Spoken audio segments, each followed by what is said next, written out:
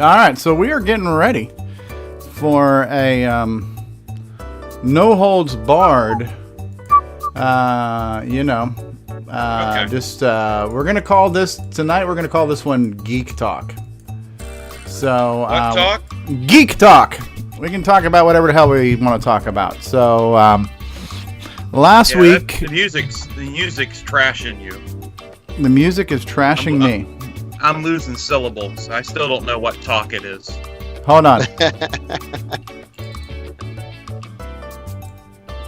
me check my Skype settings here. Yeah, it's unfortunate that I can't mix music, huh?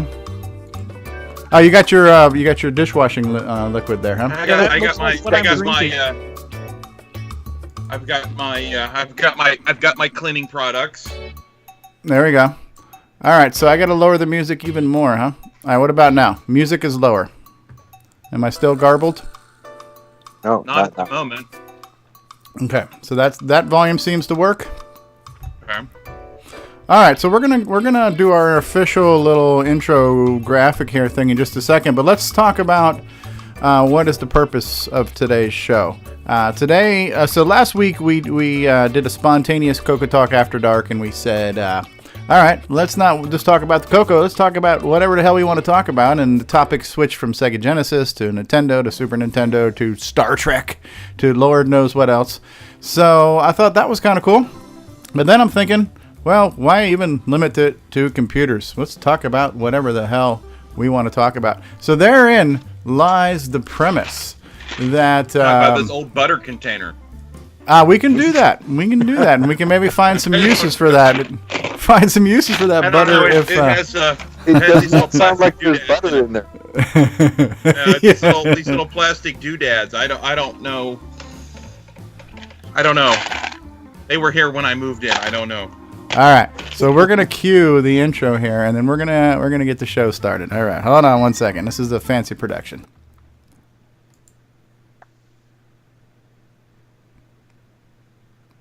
Or maybe not.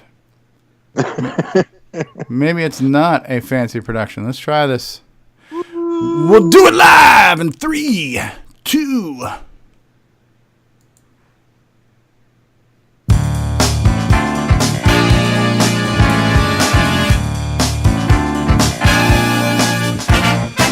Live from Facebook, it's Geek Talk After Dark, where we're going to talk about anything but the friggin' Super Bowl.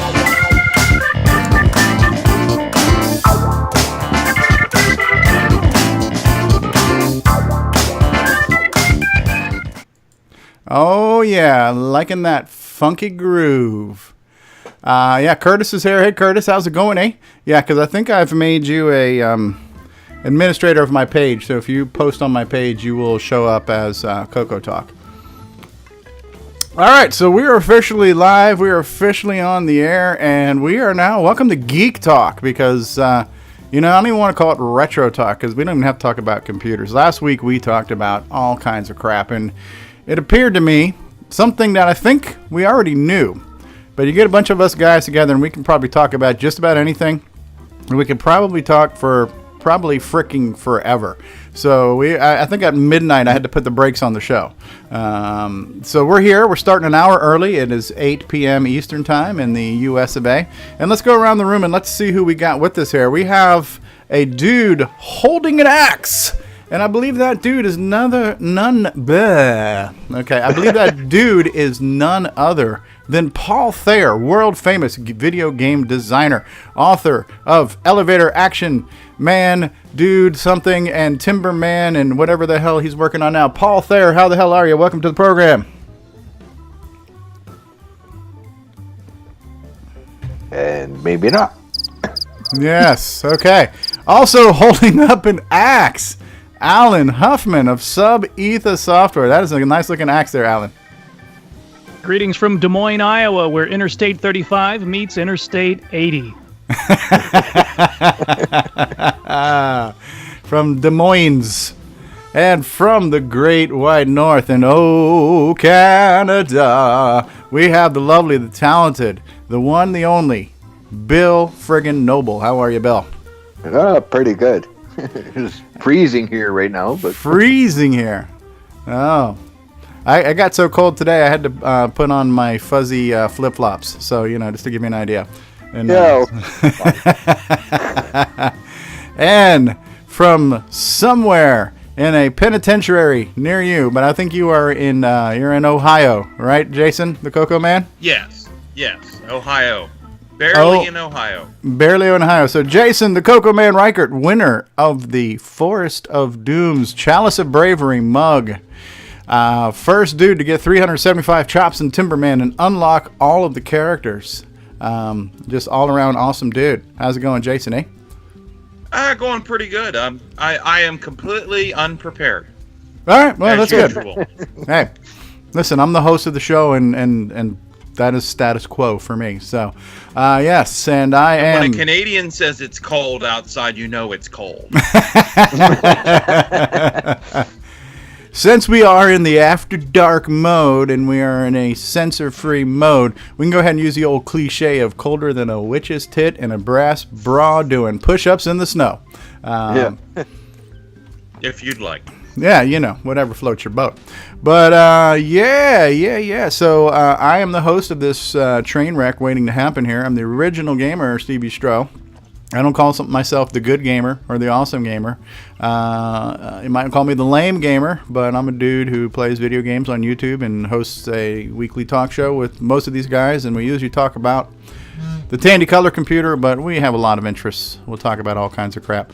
So it's Friday night, guys. It's Friday night. Lock up the dogs, hide the women, grab the alcohol, and open your tub of butter because it's time to get loose. What's going on, everybody? How was our week? Everybody have a good week? Long. so far. Yeah. Anything cool and geeky happened this week? See a new movie? I got stuff. You got stuff. Alan Huffman's always got stuff. What are you working on this time? Alan always gets stuff. Brain transplant technology? Okay. So the first stuff is a serial cable because I have probably 12 of these somewhere in the basement in storage tubs. So now I'll have 13. That's good. We also have this one's fun. This is a ESP32 chip, which does both Wi-Fi and Bluetooth. And so that's going to be fun. This one actually sent me documentation on what all the pins are, so that'll be good. Okay. So that'll mean one thing could hook up to the color computer or any other computer and do both Bluetooth and Wi-Fi. And then this thing is for CoCoFest, Steve. What is it? Well, this is a little tripod adapter. Is this for your 360-degree camera? Yeah. Yeah, the 360-degree camera will not plug into a tripod and give me access to power it. So this is a little extender you put at the bottom, and then I can plug it up, plug in the USB cable, and live stream 360-degree video. So we'll try that this year. That'll be cool. And then so are you gonna pick up the mantle of live streaming since I probably won't make it? No, I'll just set it in the corner, and people can look in whatever direction they want. Okay.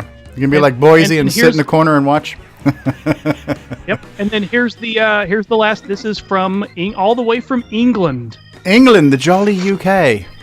Yes, I don't even know how much it costs because of exchange rates and currency conversions.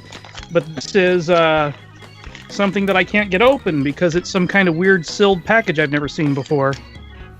You like triple tape, like Stevie's package from Australia. Is it containing SARS or by any chance?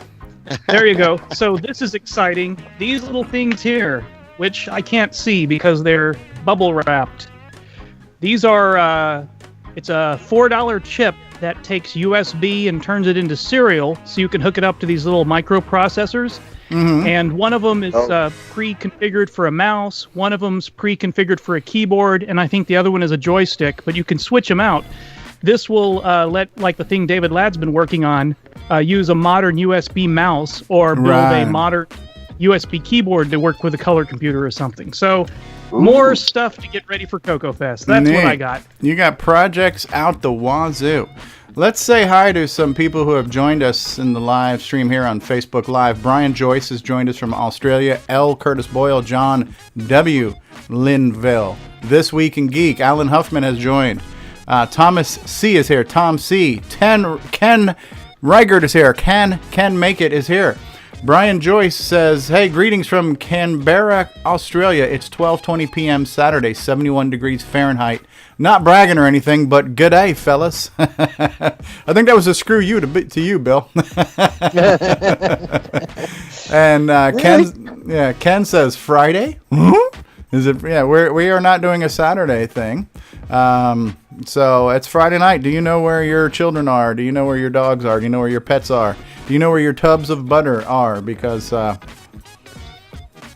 it's time to get wild. We're going to do it live. So I'll tell you the geeky thing I did this week. Echo. Who's giving me echo right now? Yeah, I just fixed that. I was switching over to Facebook. Okay, Bill. Bill with his noise. How's the wife and the soap operas going on tonight? Everything good? Oh, yeah. Anybody hacking tonight? We good? Nope. We can always count on either some television background noise or somebody hacking up something in the background when we got Bill on the call. So my geeky thing of the week is a friend of mine released a graphic novel, and I interviewed him, and I put the interview on my ogStevieStrow channel on YouTube. But I'll show you real quick just what it looks like. But this graphic novel is called Exiled Forever, and this is a guy who I used to work with. And so this is a story that's been in his mind and in his heart for a couple of years now, but he completely illustrated it and colored it and the whole thing. And so we talked about it for about an hour or so. We did an interview. I put the interview on YouTube.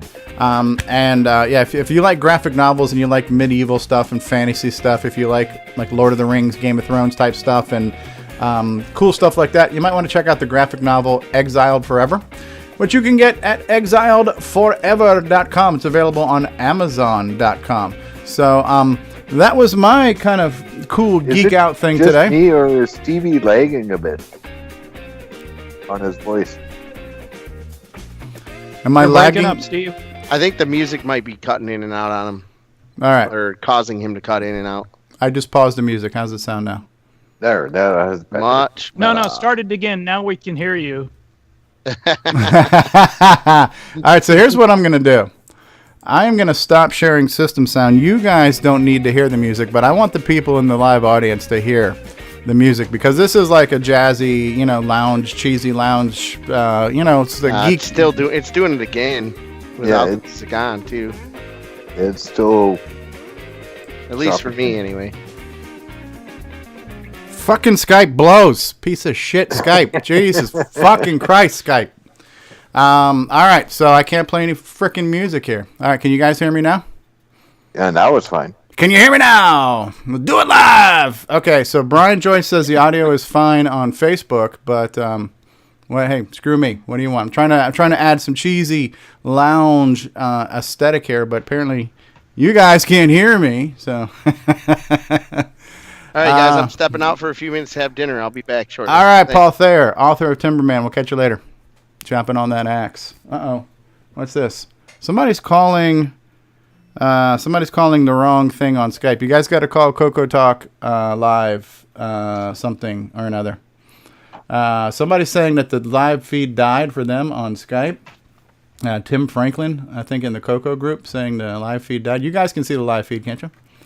I can see it. I got it open on my browser. Yeah, I've got it open. Yeah, it's open on my phone. No problem. Yeah. All right. Listen, we can't please everyone. Here we go. Here comes John Strong. Can we play Freebird? We'll play the extended version of Freebird. Man, I'm really bummed out. Let me try this one more. It's freaking Skype, dude. Hold on 1 second here. Is my Skype still here? All right, here's Skype. I don't know why my Skype settings are not letting me play music. Audio settings. I don't have my thing set to automatically adjust.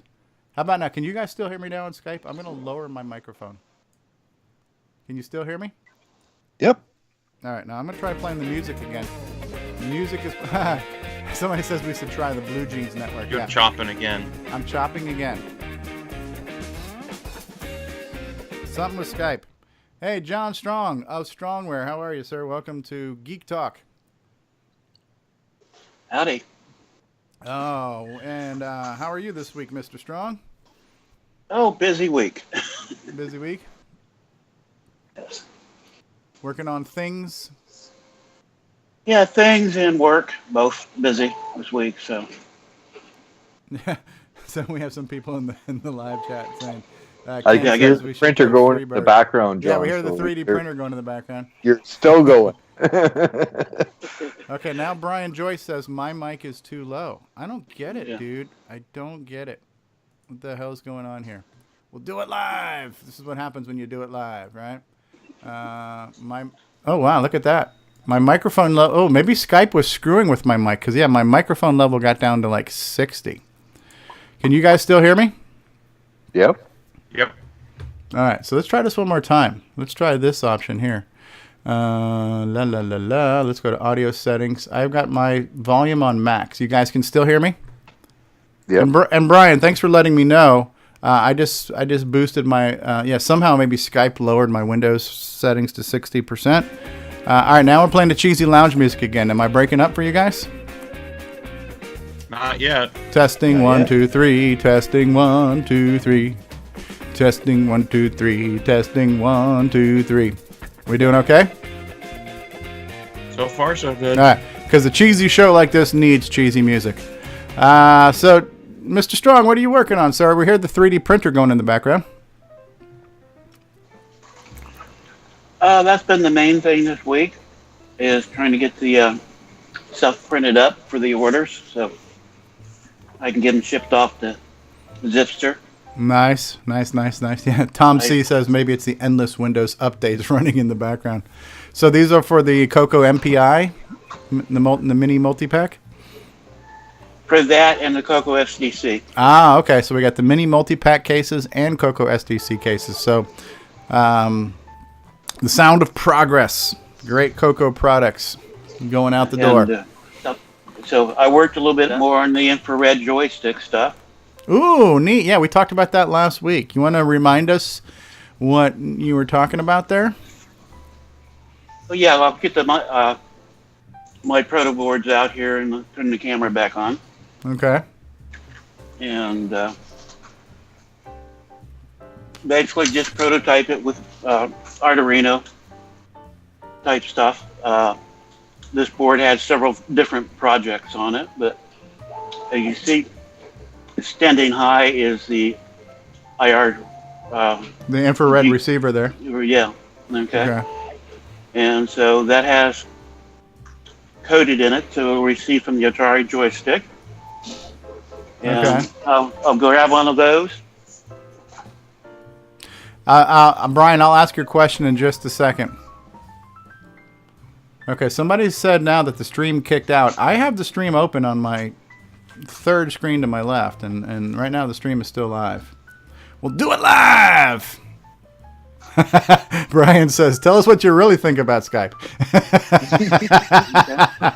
Okay, so this is the wireless Atari controller that comes with that AtGames Atari console, right? So the AtGames Atari console, and it's got an infrared blaster on it, like an IR blaster, and you're working on a receiver to where you could then use that joystick on other systems like a CoCo or anything else, potentially, right? Right. Okay. So this is actually, you've seen a receiver version, prototype. And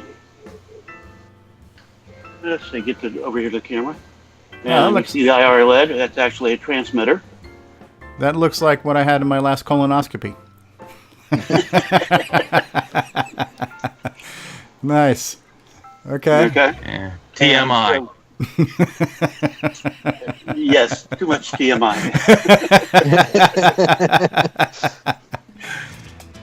Okay. So, after doing that last weekend, I had that running, and this week I looked at the code a little bit more. I haven't done any more coding on it, but I've got basically the rest of it figured out. So there's a checksum when you transmit and things like that you need to do. I actually see the printer moving in the background. I see it moving. It's got like a robotic arm. That is awesome. It is. You know what that reminds me? It reminds me of like when you went to the zoo and they had this big machine that would make like a wax gorilla for you. The pieces would go together and press the molded wax. It kind of reminded me of that. That's freaking cool, man. 3D printing. Hey, John Strong, we've got a question from Brian Joyce in Australia. He wants to know if the mini multi-pack interface will run the FD501 cartridge that requires 5 volts. 12 volts, Not 12 volts, no. No, not the 12 volt version. It should run the 501, yeah. Okay, but not the 12 volt one. But not the ones with 12 volts.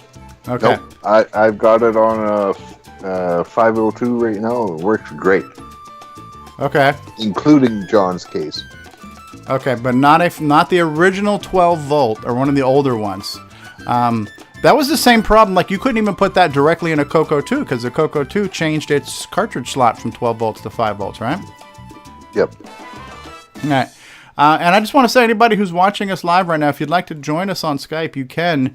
You will need to add CoCoTALK as a contact. Now, Paul Thayer said he tried looking for CoCoTALK at CoCoTalk.live, which is the email address in the Skype directory, and he could not find it.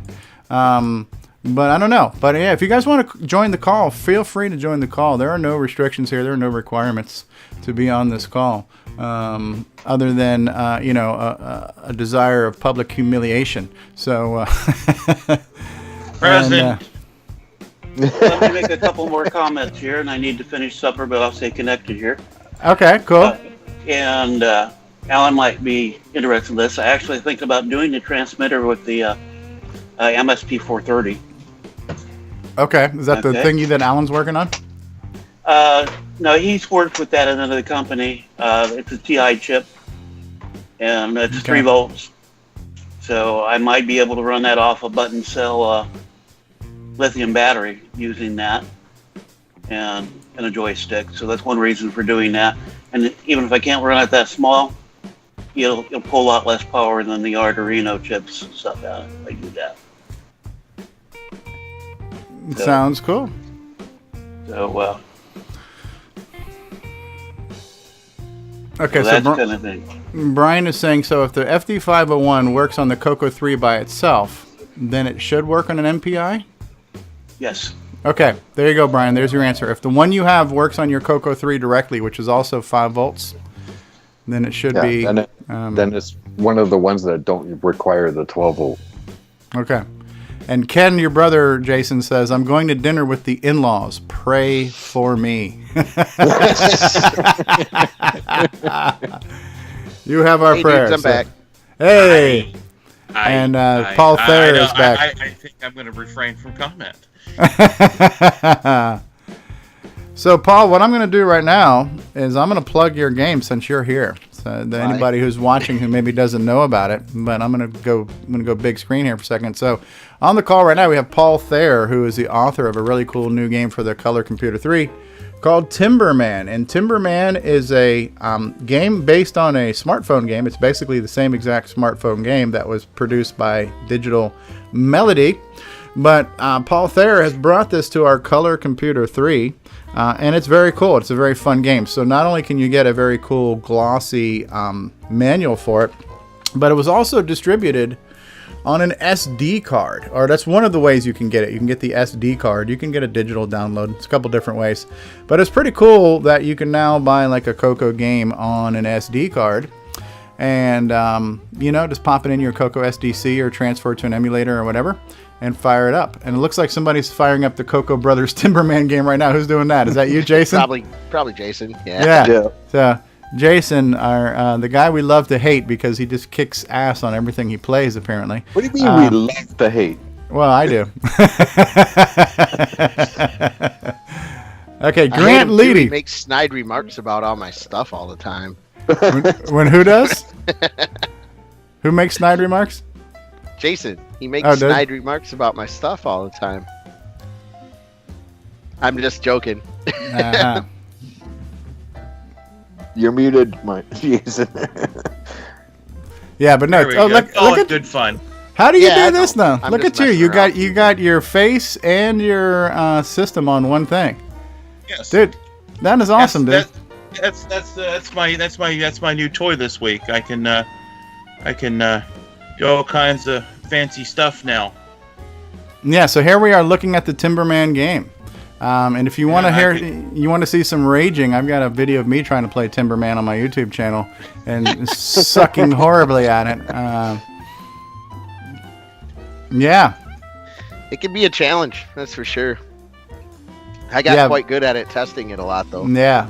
And we saw, Paul, you putting in the Facebook group now, the Color Computer Facebook group, some screenshots of your new project you're working on. And they look pretty badass. Thank you. I'm actually working on that project right now while I'm talking to you guys, or while listening, rather. As we speak. All right. Well, here's what I'm going to do. I'm going to grab another beer and probably take a potty break. So I'm going to run like 2 to 3 commercials. So everybody who's on the call and everybody who's watching, now's a good time to go pee or do whatever you got to do or grab another drink. So I'm going to be back after these words. CoCoTALK, CoCoTALK, After Dark.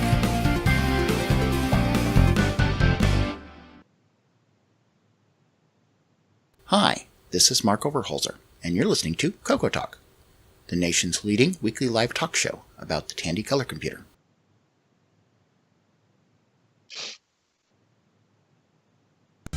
What's going on, everybody? CoCoSDC, and I want to say thank you for continuing to watch and listen to CoCoTALK. We love doing this show. We think we put together a pretty good show for you, but this show could be better with your help. So if you would like to send a feedback, a comment, a suggestion, a show topic, or maybe even your own little segment or bumper, then send it to us via email to CoCoTalk@CoCoTalk.live. This show would be nothing without you. Love to hear from you.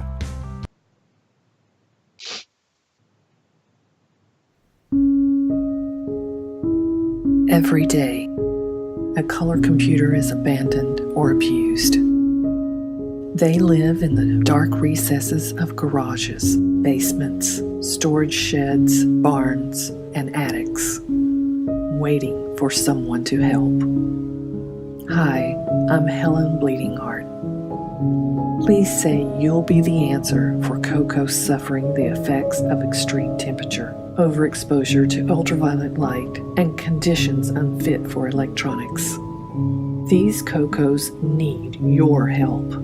Please call 888-6883 or go online and join the Color Computer Preservation Society with a monthly gift right now.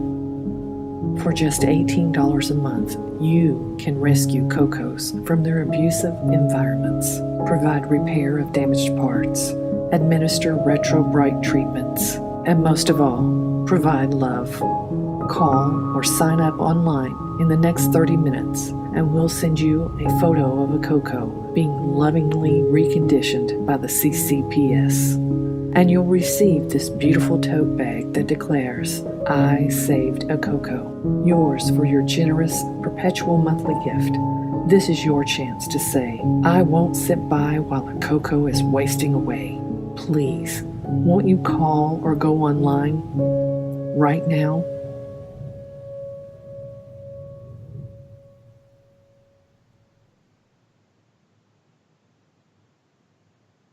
Hey, what's going on, everybody? It's me. It's Original Gamer CoCoSDC. You know, gameplay. To get your copy of a Gameplay Goodness Color Computer Gaming DVD today, head on over to 8bit256.com. There you will find several DVDs featuring color computer gameplay videos by the Original Gamer CoCoSDC. So to get your very own copy of a Gameplay Goodness Color Computer Gaming DVD, head on over to the Retro Swag Shop at 8bit256.com and tell them the Original Gamer CoCoSDC sent you.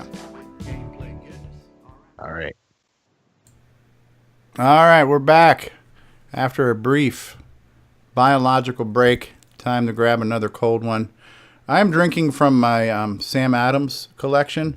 This one here is called Noble. Bill Noble's blend here. Noble Pills This is what Bill takes every night for his blood pressure and cholesterol. He takes his Noble pills. But this is a floral and dignified version of Sam Adams Lager. I got a 12-pack of a nice little variety of different flavors and stuff. So it's all good. So we're back from our little bathroom break. And we're back for Geek Talk. This is a special episode of CoCoTALK After Dark. We're calling Geek Talk. We're going to talk about whatever the hell we want to talk about. Last week, we talked about the Sega Genesis, Super Nintendo, Star Trek. This week, we can talk about whatever we want. We invite you who are watching to join us on our Skype call. Search Skype. Search for CoCoTALK on Skype. Look for CoCoTALK. You'll find it. The email address is cocotalk@cocotalk.live. And join us on Skype. Join the conversation. Talk about whatever the hell you want to talk about. So speaking of talking about stuff, anybody got anything they want to talk about in the panel here right now? I could talk about my my little setup here. I did put Timberman on the screen. I found this program. It's an open source program called OBS. Oh yeah. And and I'm able to. And then I added just a cheap little $11 on eBay composite S video capture dongle there, and away we go. Well, you're lucky you got one that worked on the first try. I've tried a lot of different composite dongles to capture CoCo Composite and had mixed results. So the one you got out of the box, pull it back up again. I want to see that because that did look really clean. I'm not going to lie. Yeah, that looks good. Yeah, and so that's composite. So you're running your CoCo in composite mode. You're going from your composite output. And people are now able to see you play the game. Oh, there's the dude you unlocked there. That's the Easter egg character. You can show that, Jason. That's cool. I don't care. The douchebag Jason unlocked the Easter egg. He's unlocked. Oh, there he goes. There's. Now, is that basically you, Paul? That is me. My brother was like, dude, why are you not going to have yourself in your own game? And I said, switch over to Simon. Let's see what Simon looks like. Let's see the madman. Have you gotten the 6809 chops? What's that? Have you gotten the madman yet, Jason, after 6809 chops? He's got everybody. You got everybody, you douchebag? Is that the madman right there? Holding the CoCo? So Simon chops the treat with the CoCo. I got to see this. That is the funniest thing I've ever seen. He is chopping the tree with the CoCo. This is a fun game. So, hey, if anybody wants to get this game, and you don't even have to have a real color computer, you can play it on an emulator. I've got a link to this on my Retro Swag shop. If you go to 8bit256.com and you look under Buy, Sell, Trade. Oh, it's not even there. No, it's 8bit. No, that's on the CoCo, whatever. I got too many websites. I'm confused. Yeah, if you just go to 8bit256.com and you look under DVDs and software, you'll see a link there where you can send an email to Paul Thayer, the author of this game, and you can get it a couple different ways. You can get a free digital download for free, which costs you $0. You can get a digital download with a digital copy of the full color manual for $5. Am I saying this right, Paul? So far, so good, Steve. And then if you want the glossy, colored, printed, full package with the SD card with custom printed label, that's $20. So you can get this game a number of different ways. And if you don't have a CoCo 3, you can play it on an emulator. So it's paul.g.thayer@gmail.com. Did I get that part right, too? You got that part right, too. Look at my short-term memory doesn't suck as bad as I thought it did. And to keep it easy, let's go to my Retro Swag shop, 8bit256.com. There's a link there to contact Paul. One thing I do want to mention is I am currently out of SD cards waiting for a shipment from China. But when you order it from me, we have a website that you can go to and download it and play it for free until I can get an opportunity to get some SD cards. Gotcha. So if somebody wants to order the deluxe package, they can get the digital version right away, and then as soon as supply and demand has been caught up, you can ship them the cool printed SD card. That is correct. Yes. Very, very cool. Yeah, it's a good looking game. It's a fun game. And Thank you. What capture device did you end up getting, Jason?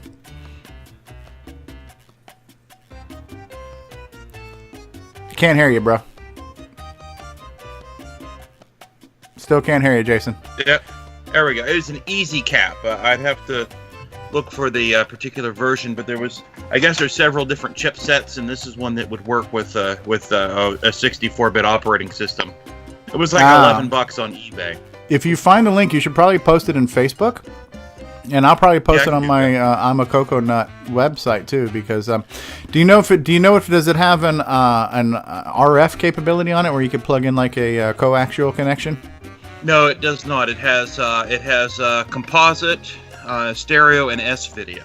Okay. So, I guess if you wanted to do like an RF thing, I guess if you have an old VCR, you could do that. Maybe use do that to demodulate the signal. Okay, but no, that's really good. That's pretty clean composite. That actually looks better on this capture than a CoCo 3 looks on a real TV, because the composite off of CoCo 3 is a little dirty, you know? It is, and yeah, I just got this today. I just fired it up, got it working in OBS, and a great website. You know, I saw that you're using a commercial product for what you're doing, and there's a great website called Alternative 2. And you can type in the name of a commercial product, and you can get sometimes an alternate crowdsourced, open-sourced version of it. And that's where I found OBS, and it's a nice little toy. I've been having fun with it, just trying to get it set up now. And I just like that I can flip around and all kinds of good stuff. Yeah, I tried OBS at first, and I found it to be a little confusing at first. Couldn't wrap my brain around it, and then for whatever reason, I went with XSplit because it just seemed more user-friendly. Turns out they're almost identical, and I'm using XSplit. The one thing I do like about XSplit over OBS is it offers me a few things that OBS does not do. Number one, I can stream to multiple sources at the same time. So if I wanted to right now, I could be streaming to Facebook and to YouTube and a few things like that. I could have multiple outputs going like a simulcast. And another thing that XSplit does is it lets me run a video playlist. And that's how I do my commercials. I create a video playlist and I just have all my commercials on a loop, and it just loops those videos. And it remembers where they are and it picks right back up. And OBS does not do that. So if OBS had a few more features and it's free, I would just use that. But there's just a couple things I've really grown to enjoy from XSplit for my live streaming. So I look at it this way. There's a virtual camera plugin, which I'm using now, and for what I'm doing, being able to insert a composite video or... Yeah, no, that's great. No, it's perfect. For a nice little Skype toy, it's great for me, and then I don't have the cost of XSplit. But yeah, I figured it's free. I'll try this one first, and so far so good. So because it shows up as a webcam in Skype, so even though you're playing your game, we can see, and that's kind of what I'm doing with XSplit too. Like my XSplit shows up as my webcam, so you guys are seeing the whole live stream. No, it's great. I actually had to download an additional plugin, but it was still free. There you go. So that's that is my favorite price. My favorite price. Oh, I always try the free and open source stuff first. I love that Alternative 2 website. That's a good one. I enjoy that. Well, in reality, Jason, a lot of the open source stuff is better than commercial. Oh, I even run OpenOffice. It does pretty well also, and I don't have to pay for Office. Yep. Hey, if it works, if the shoe fits, wear it, right? Absolutely. I've just started really. I did a little bit with it, but I just started playing with it this evening, and I've already got the composite capture device. Now that I'm looking for the link now, but that capture device, I'm not sure if it works with anything. This may have been why it was so cheap. I don't think it works. I don't know if it works with anything newer than Windows 7, or there wasn't any drivers on the little CD it came with that was newer than Windows 7. But I thought the listing said it worked with 10, so maybe you don't need a driver in Windows 10. Okay, or maybe the Windows 7 driver should work in Windows 10. You would think. Quite possibly. I'll dig up the listing here very shortly and post that in there. So, Bill Noble, you been working on anything this week? Watching any good TV shows? Anything like that? Read any good books? Yeah, I've been putzing with this ESP8266 Wi-Fi module. Yeah. Yeah, I'm seeing a lot of people. A lot of the retro groups I'm looking at right now, everybody's using these things on their system. So I'm seeing a lot of people doing like BBS stuff and Telnet stuff on Apples and CoCos and all kinds of stuff. Yeah, so seems like that's like a holy grail, because if it converts Wi-Fi to serial and you can plug serial into any system, poof, you've got instant connectivity, you know? Oh, it works great. To tell you, yeah. Right now, I'm trying to pull a file. I'm trying to actually pull a file directly to my color computer off of a web server. It's a basic program for the Commodore that does IRC chat. So I'm trying to download it directly onto my color computer so I can see about porting it over to Color Computer Basic. Oh, that's cool. Oh, you're doing the Commodore poll? Yeah, I'm actually trying to retrieve the file, and then I'm going to save it out in ASCII and see if I can load it up and start editing on it. Yeah, because that's the one thing I've noticed about the Commodore stuff is, holy crap, did they got a lot of pokes in their basic programs. Poking's what it's all about, man. Yeah, Brian Joyce says if you can find the link to what you ordered, that would be great if you could share that. Momentarily, I will have it for you. Yeah. And so I just want to remind anybody who's watching, if you want to join us on the Skype call, please do. I'd love to hear you. I'd love to have a conversation. Talk about whatever you want to talk about. If you're watching and you think somebody might enjoy this train wreck, then share it out. Share it on a group you're a member of. Share it on your wall. Let's get some people to hang out and talk crap, because these guys here are lame. They suck. They're not really entertaining me at all. As usual. And we got to do our real show tomorrow. We got to do our CoCoTALK tomorrow. So, did everybody do their homework and listen to the CoCo Crew podcast? Yes, I did. Good one. I just finished it today. The last thing I needed to listen to was the game review, and I'm gonna try to get. I've asked Neil to send me the image. I'm gonna try to do a crossover where Alan just posted it. Brian, if you can see that, Alan just what? Oh no, what are you posting a link to? That's your Wi-Fi for CoCo. That's not the a composite capture. But that's your Wi-Fi for CoCo. Sorry. That's okay. Hey, listen, all links are good. Yeah, so Neil was talking about this game called, was it Sky Kid or Super Kid or something like that? It sounds like a side scroller that was on the Dragon. Super Kid, yeah. Super Kid. So that sounds good. I enjoyed the review. I enjoyed hearing the music and the digitized speech and stuff. So I want to try out the game. I haven't gotten the disc image yet, and I think it'd be kind of cool if we could do some type of crossover. Like if Neil does a game review, we could do it where after he's done it on the podcast, I could do like a video review of that game too. So now we could see it and kind of tie those things together. And it sounded like a fun game. So I'd like to actually try the game. Might have some rage moments out of that one. Really? Rage quit.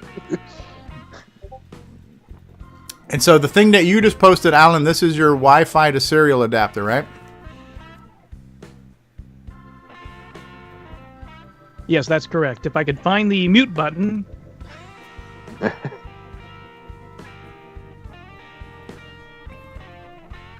I love this jazz, like this bluesy, like this cheesy freaking. It's like, if I could listen to 70s porn music all day, I'd be a happy guy. Bow chicka wow wow. Ding ding ding ding ding ding. We're missing David Ladd. It just doesn't feel like a show without Sir David Ladd, you know? He's the anchor.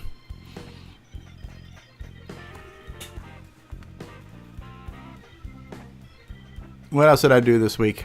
I don't even know. Besides becoming 50% income deprived, I read a graphic novel, interviewed a friend of mine, did a video. Oh, I did another video this week. I did Castle Guard. Not the greatest game release for the CoCo, but, I'm going through the cartridges alphabetical. So I'm in the C's right now. Hopefully I'll get to Clowns and Balloons soon, because that's a fun game. Okay, Jason just posted the link here. The Genuine Easy Cap DC60. I'm going to click on that link and see where that goes. Okay, that's from eBay. Genuine DC USB 2.0 Audio Video Capture USA Easy Cap for Windows 7, 8, and 10. And the retail price is $10.95. What a bargain! Yeah.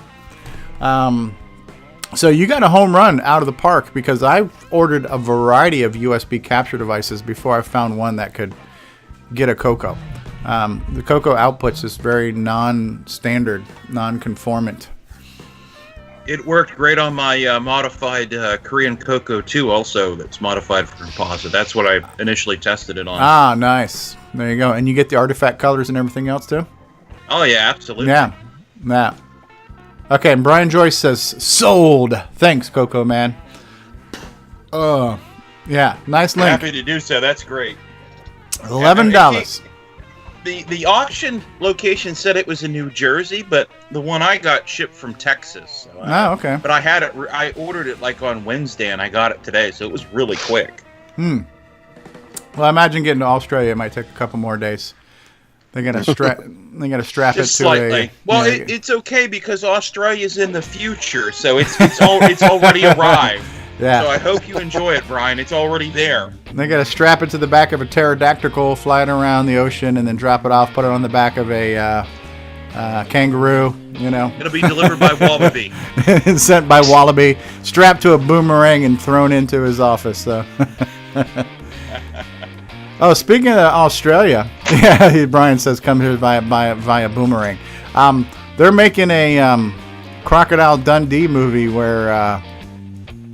what is it name? Oh, you're breaking up, Steve. Am I breaking up? Am I breaking up? Testing 1, 2, 3. Oh, now we're That's good. better. Well, I just paused. Yeah, the there music. was like no low end. It was all high end, and it just kept popping out. I want to rock. There's my high end. So they're making a Crocodile Dundee, the son of Crocodile Dundee, or something like that. Have you guys seen the commercial for that? I don't think it's Danny O'Brien or whatever his name is playing the son of Mick Dundee. So it's obviously a comedy. Yeah. Do you want a spoiler about that? Yeah, because I'm probably not going to see it in the theater. So sure. It's apparently a hoax. It's going to be revealed during the Super Bowl that it's just a tourism promotion video for Australia.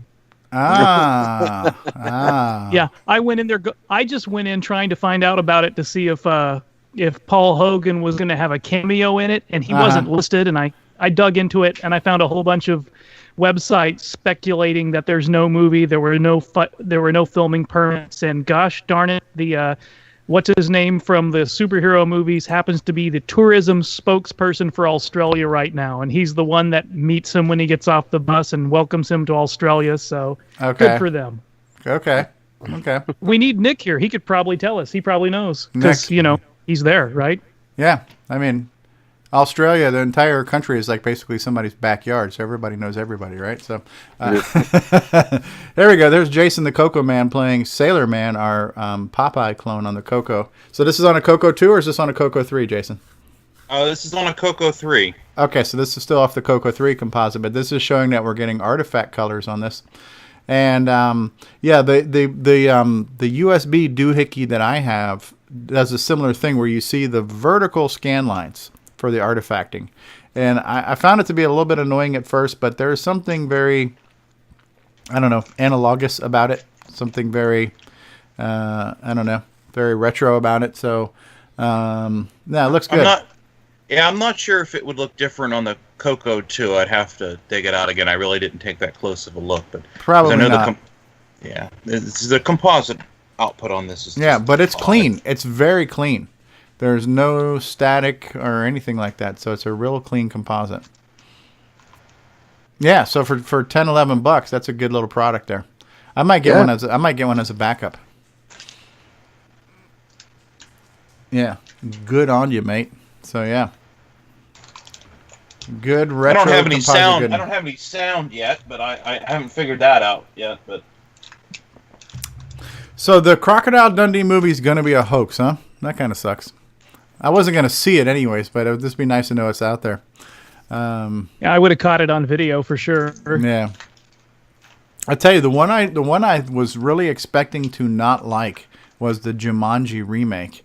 I went and saw it with my daughter, my teenage daughter, and I thought it was going to suck. I'm like, oh man, you can't take this movie and turn it into an over-the-top slapstick comedy. It had comedy elements, but there was a little bit of seriousness to the original Jumanji, and it's like, it's an 80s Holy Grail movie. got rest his soul. You know, Robin Williams is no longer with us. This is sacred ground. You don't want to tamper with, but I think they pulled it off very well. The remake of Jumanji, I liked it. That wasn't any type of real game system they used, was it? No, it was a fictitious game system. So Brian Joyce says it's a big backyard. Nick and I are in different time zones at the moment. Oh, look at this! He's done a great score.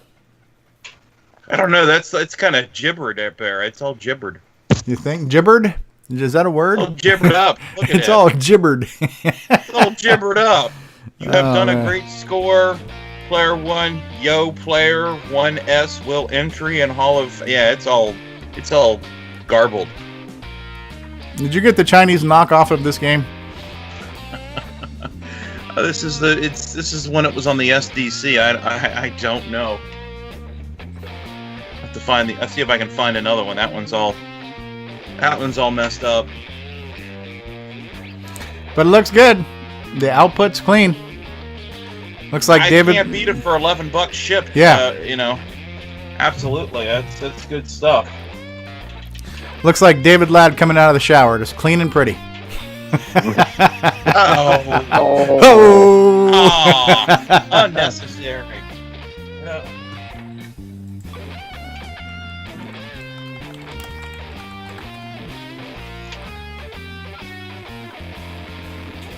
Dude. The movie I'm looking forward to now is the new Tomb Raider, the Tomb Raider reboot. It looks good. Yes, I'm actually looking forward to that too. Yeah. Choose your color set. How many colors do you have there? Oh, this is the version that's patched for the CoCo 3, but I went ahead and told it to do the artifact colors, and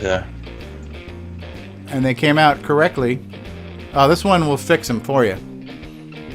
I can run it on the RGB, but it doesn't look as good. It's just running it on a P mode 3 screen and then changing the palettes around. So yeah, it's okay, but it's not as good as the artifact version. Gotcha. Yeah, it looks good. It's nice and clean, man. Yeah, I can't beat it for that price. You just can't beat it. Not with a stick.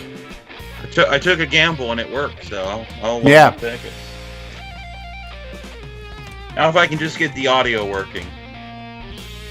Oh, was the audio coming through it right now as you're capturing it?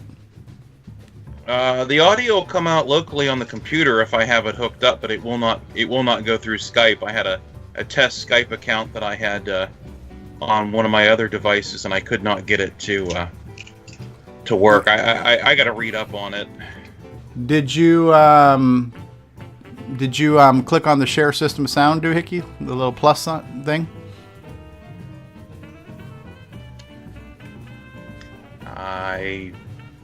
When you're on, but I have that. Well, I'm not doing a screen share. Yeah, but you just try it. Click on the little plus and see if there's an option that says share system sound. That's all we need. We need sound overload right now. I have share screen and sounds, but not actually just to share the sounds. Yeah, so. Share screen and sound. Yeah, but then it's going to show your whole computer screen. Yeah. There's a way to get it there. I just have to figure it out. That's all. I'll get there. Roger that. I literally got this. And had a few hours to play with it, and then I was on here. So I'm not totally prepared as usual. Yeah. Hey, my Uncle Tom just stopped by. Say hi to my Uncle Tom, everybody. Hello, Uncle Tom. Hello, Uncle Tom. Yeah. Avoid the obvious cliches.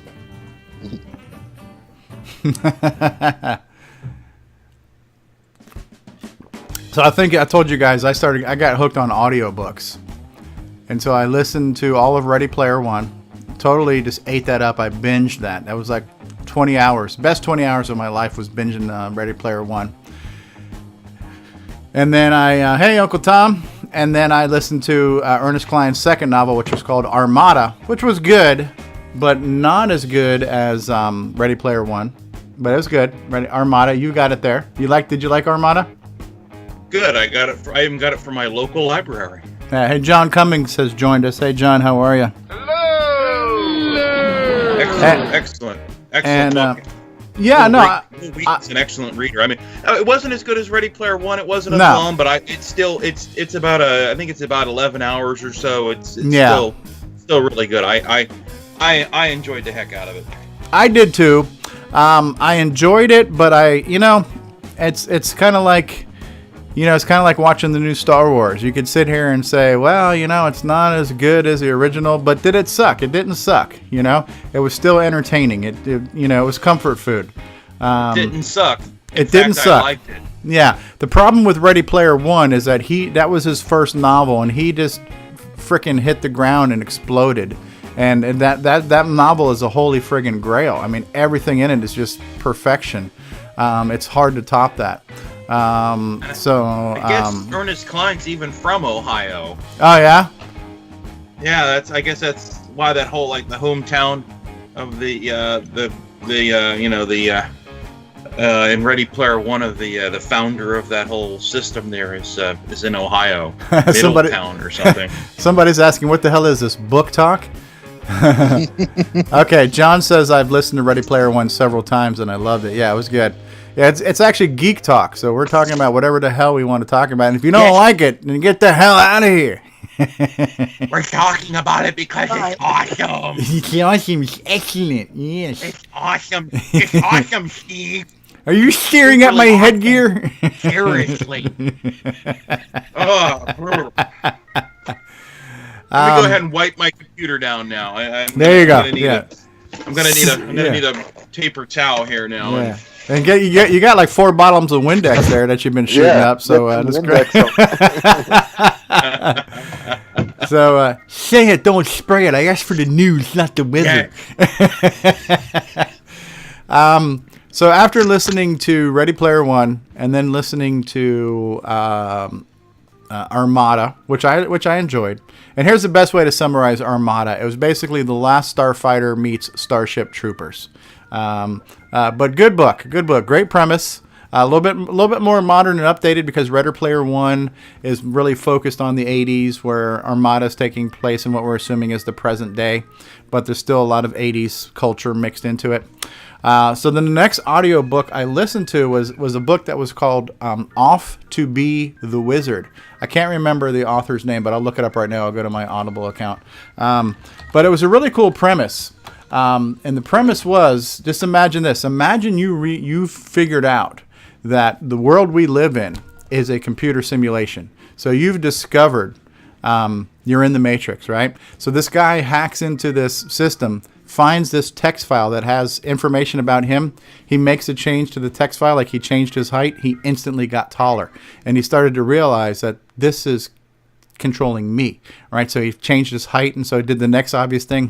I wonder what happened if I changed my bank balance, right? So he changes his bank balance, hits saved, looks on his phone, checks his bank balance, and poof, he's got more money in the bank. And so that's kind of how the whole thing starts off, where he's realized, life as we know it is a computer simulation. So now I've hacked into the file where I can control reality to my making. And so that's kind of the premise there. I don't want to give anything away. But so the book is called Off to Be the Wizard. I'll tell you who the author is right now. I'm going to pull it up. And the guy who wrote it, who read it too, was pretty good. Like listening to Will Wheaton read Ready Player One, I was kind of spoiled because he did a really good job. I'm like, well, I wonder how good other people are, right? But this guy here, so the book is called Off to Be the Wizard. It's here. Let me just show you on my screen right here. Let me do a full screen. So the author is Scott Meyer. The guy who read it was called Luke Daniels, and he did a really good job doing a lot of different voices. And apparently this is a series. There's a whole series of these. And I think this was like $4 or $5 to buy, so it wasn't a lot of money. There was like 23 chapters, 10 hours, 11 hours. So it was a good listen. It was very bingeable. I really liked that. And so I'll probably listen to some more.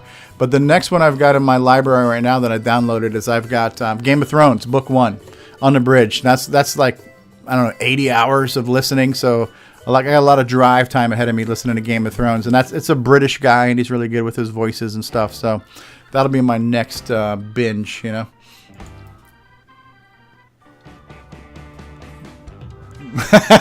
Tom C says, is it the ogStevieStrow.cfg?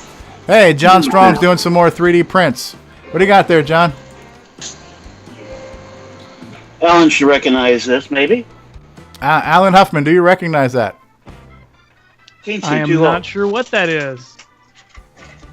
The Teensy 2.0. Oh, okay. Yeah, I have one of those. Yeah. Now that's something I'm talking about. Yes, it is. Okay, I need your wiring diagram for that, so I can match what you're doing in your software. Holy shit! What is that, Alan? That's the prototype. This is the Sursound prototype. It's the little chip and the sound. John, figure that out from that wiring. Yeah, there you go. But mine was just wired for convenience. It was the wires that were the closest for me to put into the breadboard, not necessarily the logical wires. Well, the reason I'm bringing this up is supposedly this has a profile that you can do USB MIDI to, which is the reason I bought this. Oh, cool. Okay, so then we could run USB MIDI and then play back your test sounds for the CoCo straight from your MIDI file for the game, so you can hear what it sounds like on the real chip straight from your file. So that's okay, now that would be useful. Okay, that's why I was asking the questions the other day whether your software supported MIDI output to USB. Well, I mean, I can hear what stuff sounds like because I could plug my USB keyboard directly into it. Okay, that would be another way, yeah.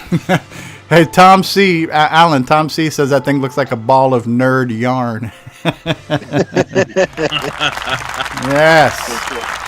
Ho! I don't know with that. This is what happens when a software guy plays with hardware. That's what she said. That sounds Any songs with that spaghetti? Yes. A voice kit. This is an advantage of having a micro center that you can get to every once in a while. The $10 a piece in there. And what is that? It's from Google. It's for hooking up to a Raspberry Pi.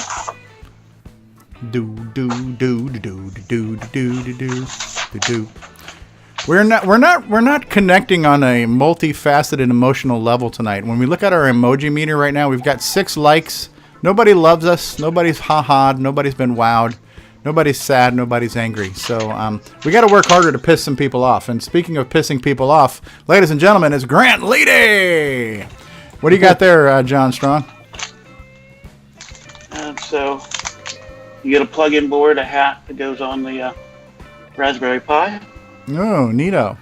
Okay, microphone board, speaker. Wow. Cardboard box. This is like a Radio Shack electronics kit that we got going on here. So it actually allows you to connect to Google Voice and experiment with it. Hey, Google Voice, why does Siri suck?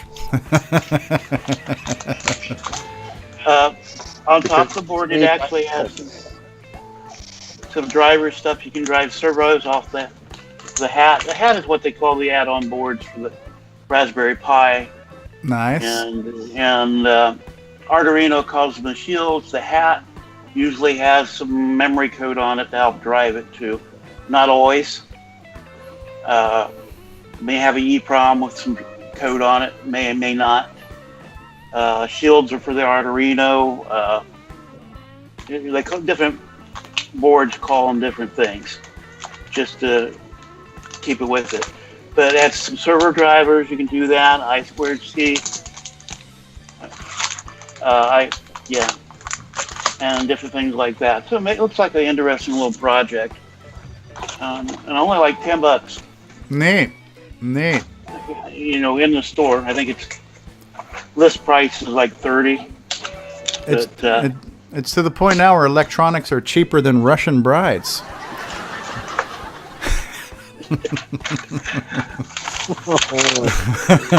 Hey, Grant Leedy, what are you doing tonight, Grant Leedy from Kansas City, Kansas? I just got back in. How you guys doing tonight? We're doing good. I'm looking at John Strong's like day after Christmas here. He's got all kinds of cool toys he's showing us. Cool. You know what that reminds me of? That stupid thing that Nintendo came out with now where they've got these cardboard contraptions for $80 that you can plug into your Switch. I thought that was a joke. No, it's real. Oh, Jesus. Yeah, kind of following after Google had the cardboard glasses. Now they have Google Cardboard. What was it called? Is that was the actual name for it, right? Yeah. Right. Okay, so that's a kid. Doing this is actually has a cutout cardboard box you can put the whole project in. Thanks, Tom. Tom Porter says, "What a crazy show." Thanks, Tom.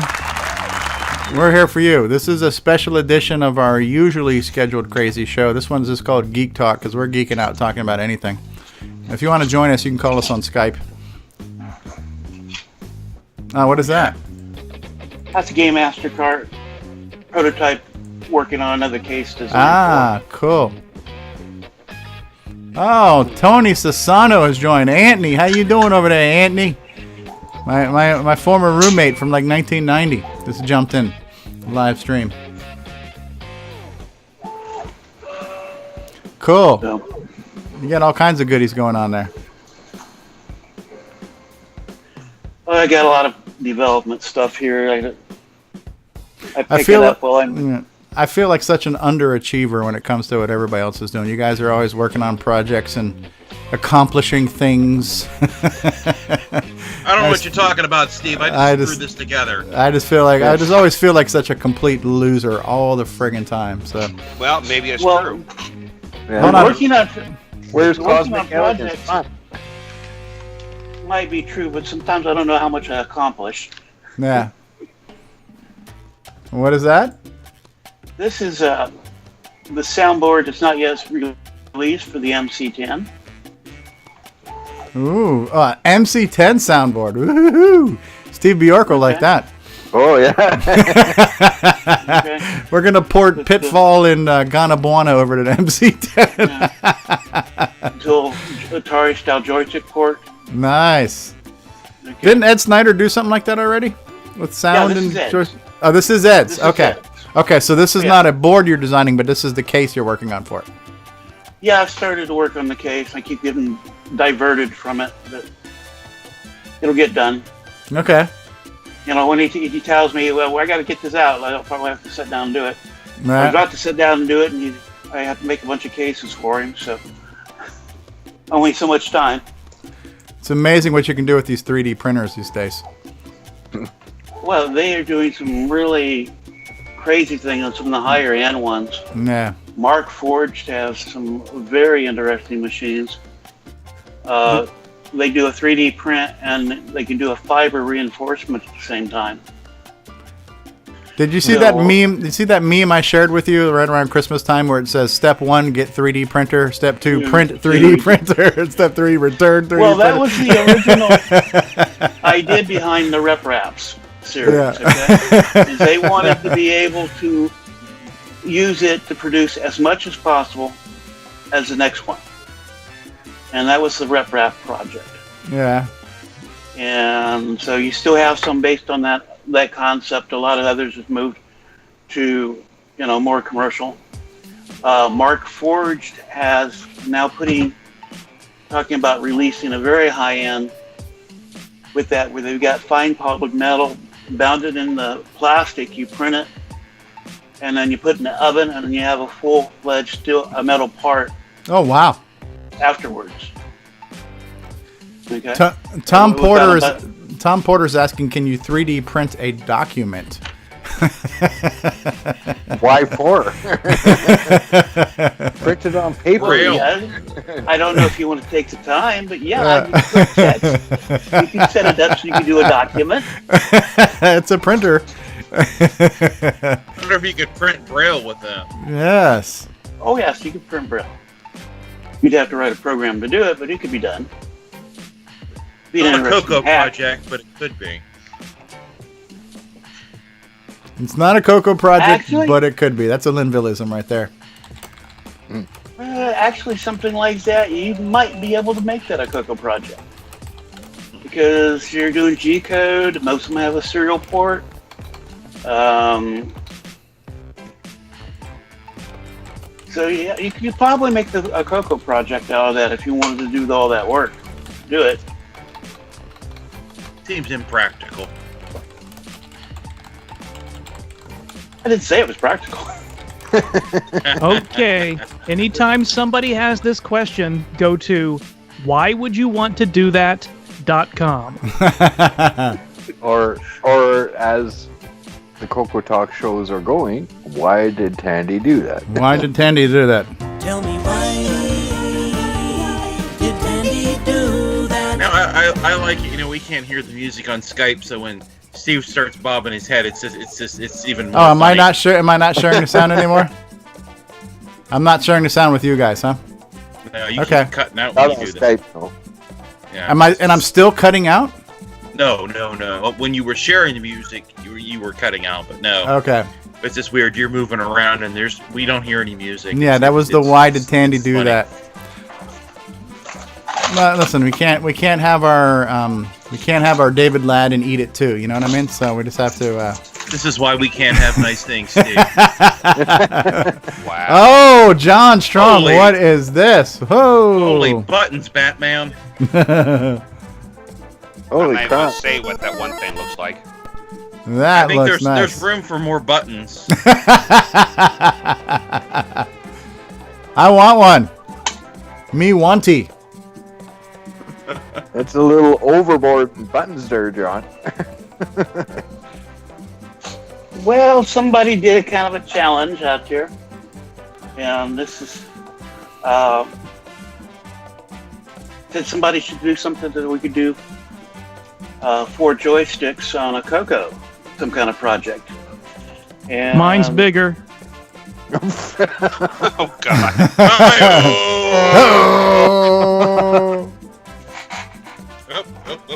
It's the battle of the sticks. Who's got the biggest joystick?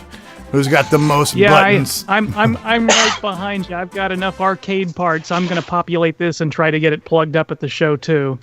It's not how big your joystick is; it's how you use it. It's how you use it. the other one's not other stuff's not handy, but so I got to thinking and thought, well, okay, yeah, you can do that. It actually requires no extra hardware, and to do it requires no extra hardware to the CoCo. You just do the joystick special, and using a arcade style joystick, you could put 4 of them on a CoCo. That's insane. Okay. And probably could push it more than that. The other thing, using the same technique, you can actually do it so that you would use all the buttons, be able to read those on a CoCo. You'd have to have a special software driver that you're reading them, because it's not going to read it as a standard joystick board does. But you can do quite a few buttons, and so that's one of the things can be done.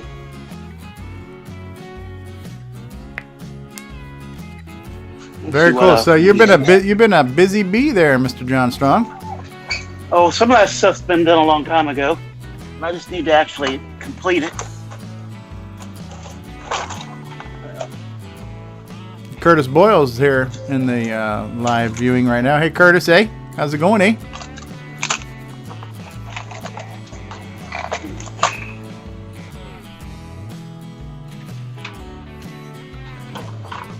Maybe not. And they just left. All right, we scared them away. Uh-oh, Coco Man, what are you doing? Oh, Coco Man's playing Bomb Threat down there now. Trying to. And Grant Leedy knows a thing or two about Bomb Threat. Curtis Boyle says installing a new router.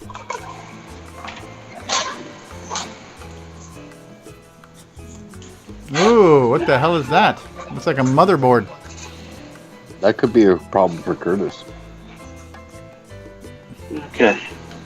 This is where I wired up the test for the joystick and the extra buttons. Oh, wow. The proof of concept.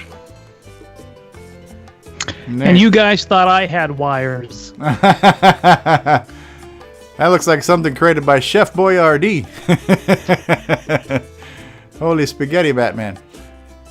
But it's clean. It's clean. Your wire management's good.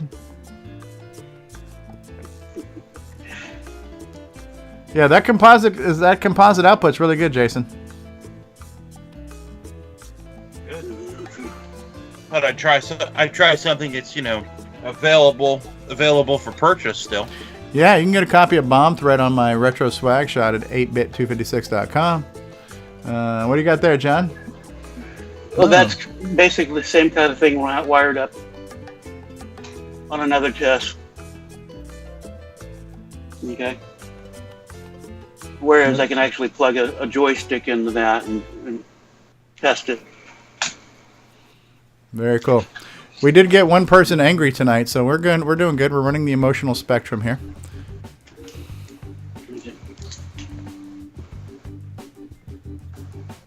If you don't feel emotionally harmed, we haven't done our job. We have not done our job. Yes, yes, yes. All right. Well, I think I need another potty break, and I'm probably going to have to run and grab another beer. So we're going to run a couple commercials for those of us who are on the call. If you guys need to run to the restroom, now's a good time. I'll run about 2 or 3 commercials, give you about a minute and a half. For those of you watching right now, this is the time where we are going to play some corporate sponsorships. And if you guys watching want to go run to the bathroom too, please do. We shall return in just a moment. But before we do, to play us out, CoCoTALK, CoCoTALK, After Dark. CoCoTALK, After Dark. CoCoTALK, After Dark. Hi, this is Dale Leader, designer of TRS-80 Color Baseball, and you're listening to CoCoTALK. Hi, I'm Mike Rowan, and you're watching the original gamer, StevieStrow. And when you're done watching, come over and listen to the CoCo Crew podcast. Hi, this is John Linville. And Neil Blanchard. We are the CoCo Crew. I hope you're enjoying watching StevieStrow play video games, especially the CoCo games. And when you're done with that, check out our podcast at CoCoCrew.org. What's going on, everybody? Original Gamer StevieStrow here, and if you're a fan of vintage computing and retro gaming, then you're going to love our retro swag shop at 8bit256.com. There you will find custom designs by Instagram artist Joel M. Adams. You can get I'm a Coconut, CoCoTALK, and other cool video game images on a t-shirt, coffee mug, or mouse pad. So if you love retro, then head on over to the retro swag shop at 8bit256.com today. Tell them the Original Gamer StevieStrow sent you.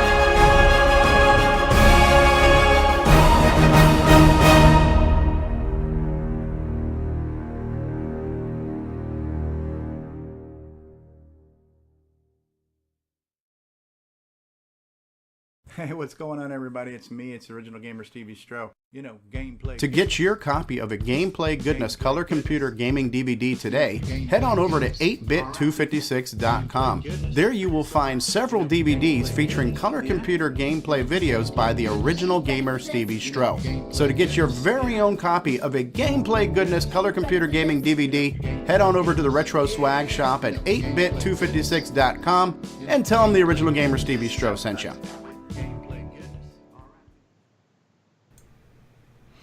All right, and we are back.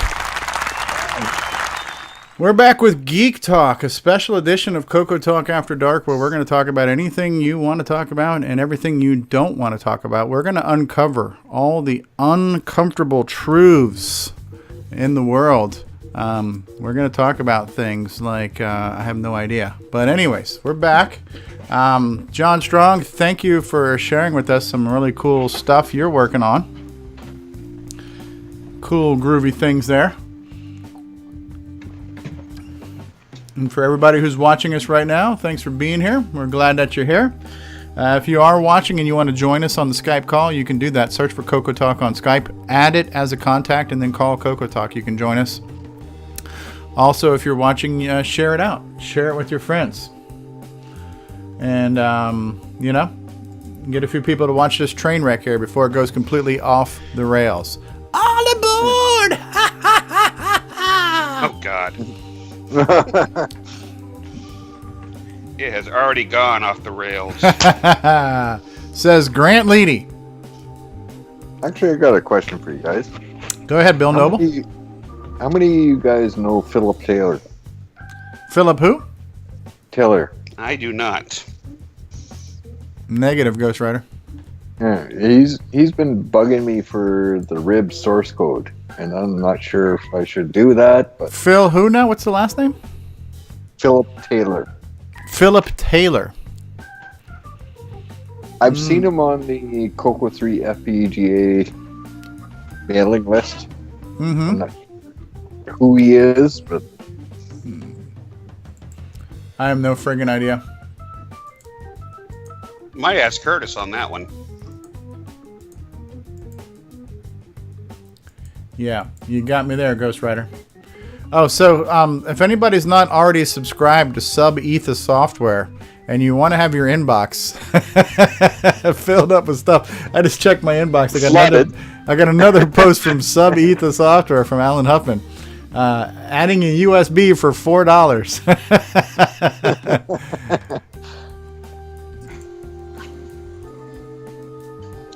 I'm in the process of trying to Telnet into my color computer, so if I get this working, I'll be all excited.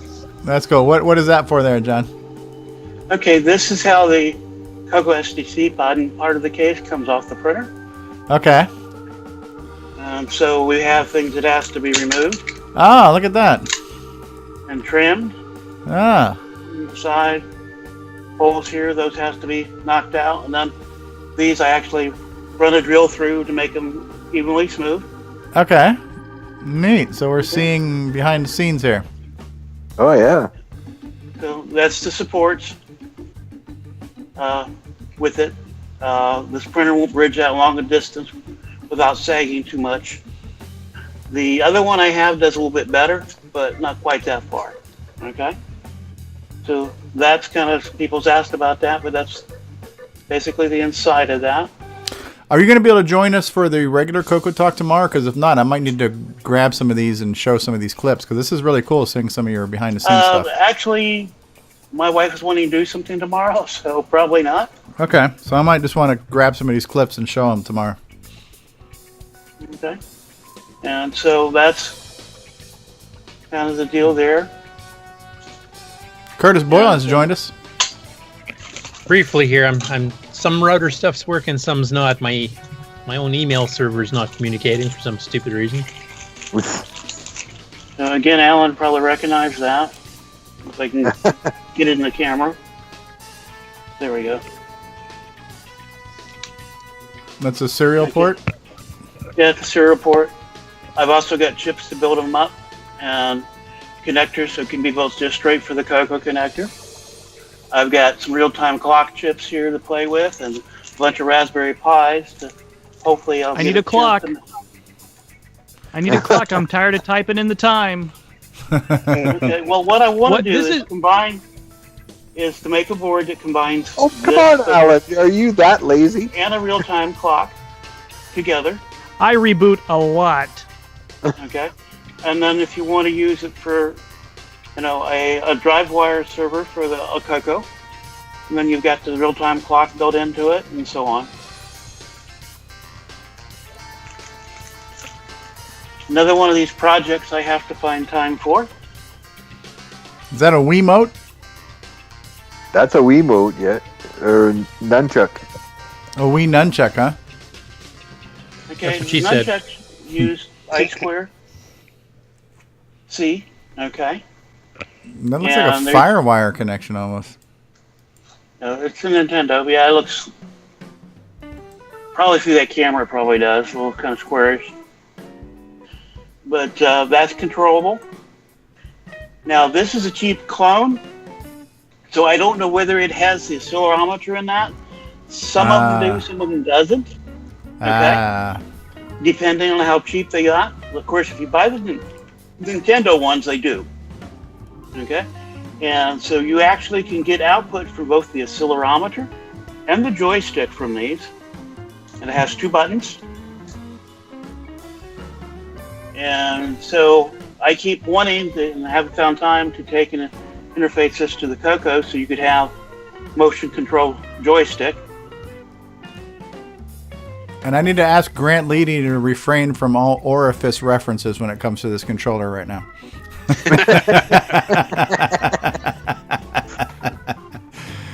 I'm biting my tongue over here. That is neat. So there's a lot of projects I need to get time to finish up. You got a full plate there, Mr. Strong, but thanks for sharing some of that stuff with us. So I've switched gears now to my next Sam Adams sampler here. This is called Keller Beer, and this is hazy with herbal hoppiness. So if anybody's interested.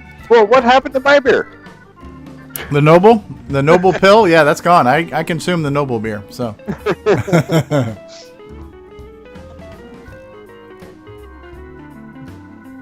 So what you been up to, Curtis Boyle? It's flipping router. Rooters, huh? Working with rooters? Yeah, I'm going to root the stupid thing pretty soon here. Going to get to the root of the problem? Yeah, the reason I called in was actually just to make sure that I could still do Skype for tomorrow, which seems to be working okay. Most of everything actually transitioned quite easily, but for some reason my mail server is claiming there's no SSL certificate anymore, so. Uh-oh. Where was your certificate? Was the certificate in the router, or is the certificate on the server, or? It should be on the server. What'd you do, buy a new one? Yeah, the old one was starting to flake out. Like it just suddenly just disconnected itself, and it was getting worse and worse. Clients were trying to upload stuff, and it would just crap out in the middle of it and stuff. And I'd have to shut it off and wait a couple minutes for it to cool off, and then turn it back on again. I've been getting to the point where I'm doing it 2 to 3 times a day. I got a new one. So you're doing like a lot of port forwarding and stuff into your internal services? Yeah, well, I've got the Mac OS X server hosting on here, so my email and my FTP and a bunch of other things, my web server. Actually, can you guys, one of you guys try to hit my web page, my games page, see if that works? Yeah, I'll try it real quick. Well, there's your problem right there, Curtis. You got a Mac on it. It's been running for 10 years there, so. I'm going to try it right now. Probably these stupid Intel chips with their dumb bugs. So the first thing you want to do if you want to get to one of Curtis Boyle's website is the easiest way to get there is to go to imacoconut.com. Shameful plug here. imacoconut.com. Then if you click on Curtis Boyle's CoCo lists, then we can get to Curtis Boyle's games and info page, for example. It's and one now of the I'm best trying pages out there. just See if about. it's working. Next to eBay and Pornhub, this is one of the best websites out there. So. Does your wife know about this? Yeah, right now it's looking like it's not making its way through. Okay, so that's another thing. I Site cannot be reached. lcurtisboyle.com took too long to respond.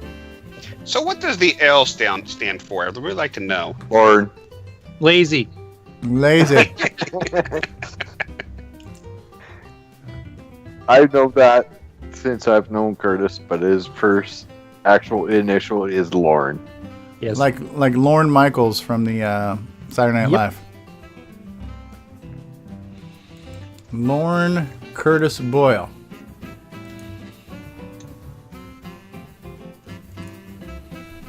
I'm digging this music. What kind of router are you using, Curtis? Pardon me? What kind of router are you using? I got one of the new Tower Airport Extremes because it has that automatic reconfigure based on the old one, which I thought would make things easier. And for the most part, that worked because you just put the two next to each other, they talk to each other, and it transferred all the settings over. So my web stuff was instantly back up and running as far as going out. My email through SaskTel's working fine, so like most things are working. It's just everything having to do with the server itself. So I'm trying to remember if I had some custom port settings that maybe wiped out or something. I bet that's what the problem is. Yeah, port 80's got to be forwarded. You know, you got to figure out what all your ports are. So port 80 for the web. If you're running, what are you running? IMAP or? And of course, I did that in 2009, so I got to try to remember all that crap. No. Ha. But like I said, I basically logged in just to make sure that I could do the call tomorrow. There you go. And that works. Yeah, because general services seem to be working. It's the specialized server ones that seem to be having the issue. Well, far out, man. So we got Jason the CoCo Man here playing Bomb Threat, doing a hell of a job. I gotta make sure I get the bomb game names correctly, right? So, John Strong's. I don't have the other one. Yeah, John Strong's was Bomb Threat. No, Bomb Squad, right? John's was Bomb Squad and Rick's is Bomb Threat. That's where I get confused. Too many bomb games. Yeah, Bomb Threat's a fun game. Absolutely. Yeah, it is. Especially when you're like Grant Leading, you find the kill screen. I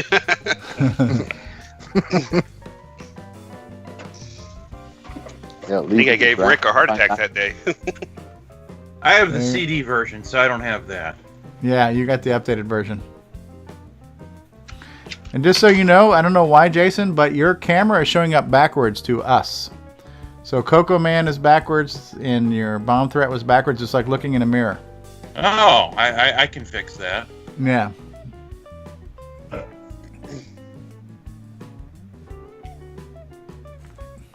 There we go. CoCo Man looks correctly now. CoCo Man's on the left. Yeah.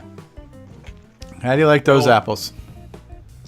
Yeah, there's a horizontal flip option. I thought I had it right, but I'm so used to looking at myself backwards when I'm doing Skype, so I didn't notice it. CoCoMan.org. So anything? CoCo Man's going to Coco Fest too. Yeah. Yeah. With his brother. Oh, Ken's going too? Oh yeah, I just confirmed that today. We got to work out the details, but okay.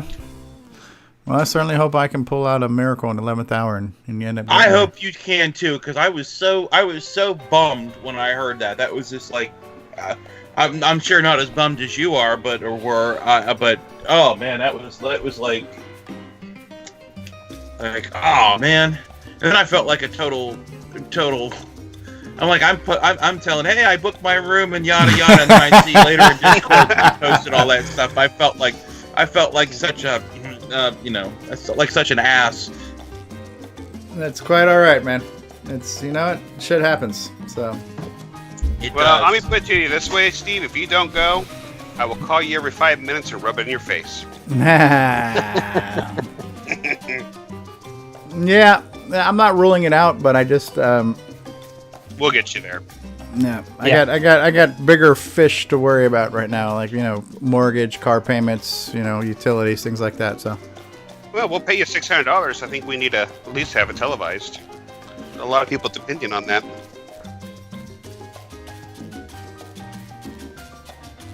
It's all good. It's all good. Oh. So did any of you guys get a chance to look at part of that interview with my buddy Matt who did the graphic novel? Yep. Yep. Pretty interesting, huh? Yeah, it was. I liked the book when I got it. So it reminded me of Forest of Doom. You know, the fact that I got now 2 people I know are self-publishing books. You know, it's pretty cool. Yeah, I'll have to watch that tonight. It's really cool that we live in this time where people can design things and have circuit boards made, and you know, John Strong can 3D print things, and you know, people can. I got DVDs I've had made for me. T-shirts can be made. You know, all these different things. So there's all these services that can produce stuff for us, and that used to be the hardest part. You know, was the production and distribution.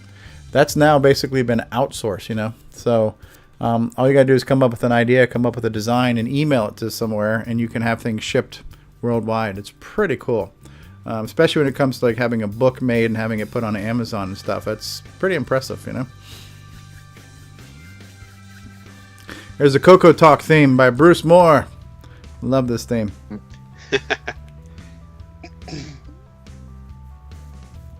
So it's been going on with you this week, Grant. Anything love good? That Canadian. Love that Canadian labor. Yeah, free Canadian labor, right? Well, what do we do out and then into winter? Yeah, freeze your arses off. Wow. You guys better hurry up because NAFTA might be going to the wayside. Yeah.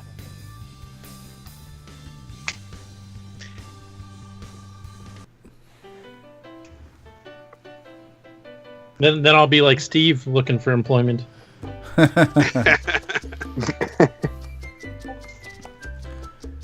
There's always the street corners to work, you know, so.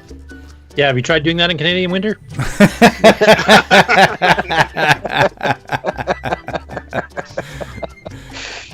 Yeah, you might have an innie instead of an outie. Oh. Grant brings down the thunder. At the very least, the intellectual level of this show. We need David, though. I did not want in my head. It doesn't feel like a show without David. Something's missing. That voice of reason. We don't ever have that. Brian Joyce has created another video thing that will be like a little promo clip for the next time we do a David Ladd segment. I'm not going to show it to you guys. I'm going to save it so it'll be a surprise. But the next time we've got David to show something off, Brian Joyce has produced a nice little intro clip for him. It's quite good. Is it based on his movie? No, it's different. But there might be, you know, I just want to give anything away. So, He's very talented. I'm just teasing the fact that it's there, and I can't wait to use it. Yes, we've got a couple of Myros in our group. You know, we've got like Bruce Moore and Brian Joyce and stuff. So, and Alan Huffman. So talented people. Unlike the rest of us schlubs. Uh-oh, what do we got here? Coco Man. That looks like a Datasoft game. Oh, I can't wait to play this. Clowns and Balloons. That's next on my list. But that's now reversed too. The level 1 is backwards on that. Have you gone through all the A's and B's for the cartridges already? I'm working on it. No, I'm on. I just did Castle Guard, so I'm on the C's. Right. So you've done all the A's and B's. I've done the ones I want to do. Oh, okay. Yeah, it's backwards though. The high score is printed backwards on the CoCo capture. Can you reverse that? Oh, that's weird. There's something more to this then. It's when I horizontal flip, I'm flipping everything. So you got so. So I need to flip the camera. I wonder if I can do that. Can you flip? I think I can. Flip between each other. Yeah, so now the game is right and your camera's backwards. Now they're both right. Oh, there we go. Ho! Steve, can I bug you for a second again? Sure. Try hitting my website again. All right, we're going to try to hit Curtis's website one more time. Hold on one second. Or hit it with a hammer. All right, so we're going to go to lcurtisboyle.com, and I'm going to hit refresh. Oh, there it is. Oh, okay. So just to test it a little bit further, let's click on a link. And since you're playing Clowns and Balloons, let's click on the Clowns and Balloons link. Here is the Clowns and Balloons. And boom, it's coming through very quickly, Curtis. Oh, good. I can figure out what's going on. They've added a new control panel in the main server here where you have to enable port forwarding for each service individually. And it defaults to all off. Oh, jeez. Okay. I guess probably for security reasons because Apple's really ramping up the security crap, but... Hey, Steve, you need to get that sound file of the adults from the Peanuts cartoons every time somebody spouts off technobabble like that. Like wah, wah, wah, wah, wah, wah.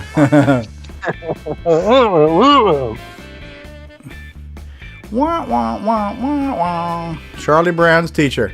Hey, Matt Witt has joined us. Matt, welcome. I don't think Matt has ever joined us on Skype before. I don't remember. Hey, No, I don't talking think about he has the Wah either. Wah sounds, did you see on the news where the orca was imitating a human voice? No. Yes, I did. That was pretty eerie. Hey, am I the only one that feels bad that we're teaching Skynet right now every time we solve a CAPTCHA and we teach the computer how to identify a traffic sign or a car?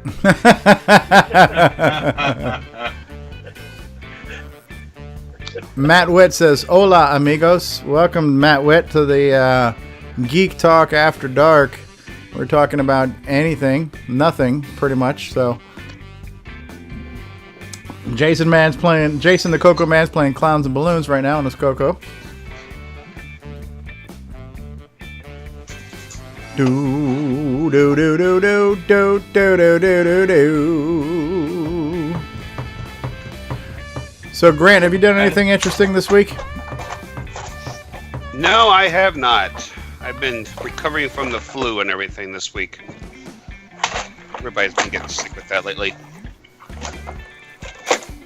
We're gonna have to definitely show off the Dragon Dose soon. Yeah. We're gonna have to do that British invasion show pretty soon. Yes, the European invasion, sir. Yes, sir. Somebody's screwing around with something, making noise in the background. That'd be Alan. Alan Huffman.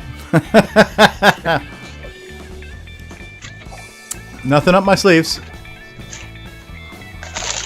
So what's your plans now, Steve? My plans in general? Yeah. For yeah, what? you got a lot of free time now, so I was just wondering if you're going to do anything with it. Well, my first goal is to work at trying to find as much billable time as I can to pay my bills. So that's true. That's plan A. Everything else is secondary. Sounds like the 3D printer's running in the background there. He's printing up a T1000 unit right now, so. Cyberdyne Systems. How's the game coming along? I haven't touched it in a couple of weeks, so. But yeah, I do have to have more time. Like, my evenings are free now at least, so I will hopefully have more time to work on stuff like that. Did I just go through my entire playlist? Because the music has stopped. Awkward silence. Awkward. As I fix all my different scenes here now, with everything being the right direction. Yeah, no, it's good. It's good. So you're becoming an OBS master there. CoCo Man. CoCoMan.org. CoCo, and look at that, you just switched back. Look at you. Transitions. Oh, I can even swipe. Brian Joyce says that Patreon finally took some money from me. That could pay for 0.0000001% of your electricity bill, right? Yeah, I figured out Patreon too, because Patreon had different settings, and one of the settings was, do you want to bill per post or per month? And I actually changed it to per month because I figured if I was going to post like once a week, I don't want to charge somebody 4 times a month, you know. So I changed it where whatever your Patreon contribution is now. So if you've contributed $1, it's going to charge you $1 per month, you know. That way, if I want to post more often, I can, but it won't charge people, you know, repeatedly throughout the month. Now I have a question, Steve. Roger that. How many T-shirts do we have to buy to get you to go to CoCo Fest? It would probably be more it'd be more cost effective just to do a PayPal transfer. So. Yeah, we just need to know the dollar amount so we can do the GoFundMe. Yeah, nah, I'm not looking for charity. I gotta take care of what I gotta take care of, and hopefully I can still make. If I can survive, step 1 is survive. Step 2, if I can survive, CoCoFest won't be the challenge. But mortgage, car payments, electric, things like that. They're like my top priority right now. So. Well, I'll tell you what. You start selling some of that stuff behind you, I'll buy it. Listen, I'm not destitute just yet, right? So. Stevie, make sure I get a copy of your resume. A copy of my resume? Yes. I have to actually update it. I have not updated my resume in a long time because I haven't looked for an actual job in a long time. So. Well, I need to see what your skills get if it matches anything what we do here where I work at. Okay? Oh, that'd be cool. Okay. Well, that maybe not where I work at, who I work for. Right. Because I work out of the house. Oh, okay. I was gonna say if they have remote opportunities, that might be kind of cool. Yeah, Michigan would be kind of a long commute for you. Well, we're headquartered out of Houston, Texas, actually. That's still a long commute for Steve. Yeah, but we have a couple people in Florida. We have 5 or 6 here in Michigan. About a dozen in Texas. 2 or 3 in Minnesota, a couple in California, a few in a couple of Massachusetts, and I don't know where all else. I think one person from Pennsylvania. We've gotten a little bit of love on Facebook here, so we've gotten the angry went away. The angry turned from angry to love. Hey, Ron Delvaux has just joined us. Ron Delvaux! Oh, Timber. It's Timberman himself. Yes. Hey guys, I'm gonna take off. Thanks for having me. All right. Thanks for being here. Thanks for making Timberman. You're welcome. My night just keeps getting busier. People keep stopping by, so I've been pretty that's absent. Great. Anyway. That's awesome. We'll see you tomorrow. Okay, take care, man. Later. Yeah, but it's amazing how your priorities change very quickly. You know what I mean? It's just like being able to go to CoCoFest is not solving my bigger problem. So that's not my concern right now. It's like I've got like the traditional living expenses to worry about. So I hope it all works out. Yeah, no, it has to. I don't have a choice. Failure is not an option. So I just got to go out there and just got to hit the streets and start cranking. So this is not the first time life has thrown me a curveball that I've had to deal with. So. Yeah, well, at least you're not in the boonies like I was, a previous time. Yeah. No place doing computers. Yeah, I mean, the benefit that I have is that wasn't my only job. That was basically my second job, but it was roughly half of my income. But all I got to do is I've already got my regular day job, my business, and I've got clients and I got people that know me, so I just got to go out there and get more work. And now I got more time to do it. What the hell is that, Alan? Oh, is that an eye thing? This is an iPad. I have telnetted over my AT&T wireless connection into my color computer, and I am in BASIC using a remote terminal driver, and I've seen a syntax error. Ah. Cool. Well, I can't see the CoCo side of that. Somebody's asking, are we still up for tomorrow's CoCoTALK? Yes, tomorrow's CoCoTALK is usual time, 2 p.m. Eastern time. Same time, same channel. I figured we would talk about some of the things that we heard on the CoCo Crew podcast. We'd probably hopefully have another why did they do that question, and possibly other things to talk about tomorrow. That reminds me, has anybody seen that guy who's auctioning all that stuff off? The guy? They mentioned it on the CoCo Crew podcast. I mean, it's this huge lot of stuff. Oh, Bill Longtwist. Yeah, I believe that's who it was. Bill who? Yeah, he actually cleaned out his collection. Now, we're talking like a bunch of stuff. Yeah, he cleaned out a huge collection. Hey, Rex has joined us. Hey, Rex Beat.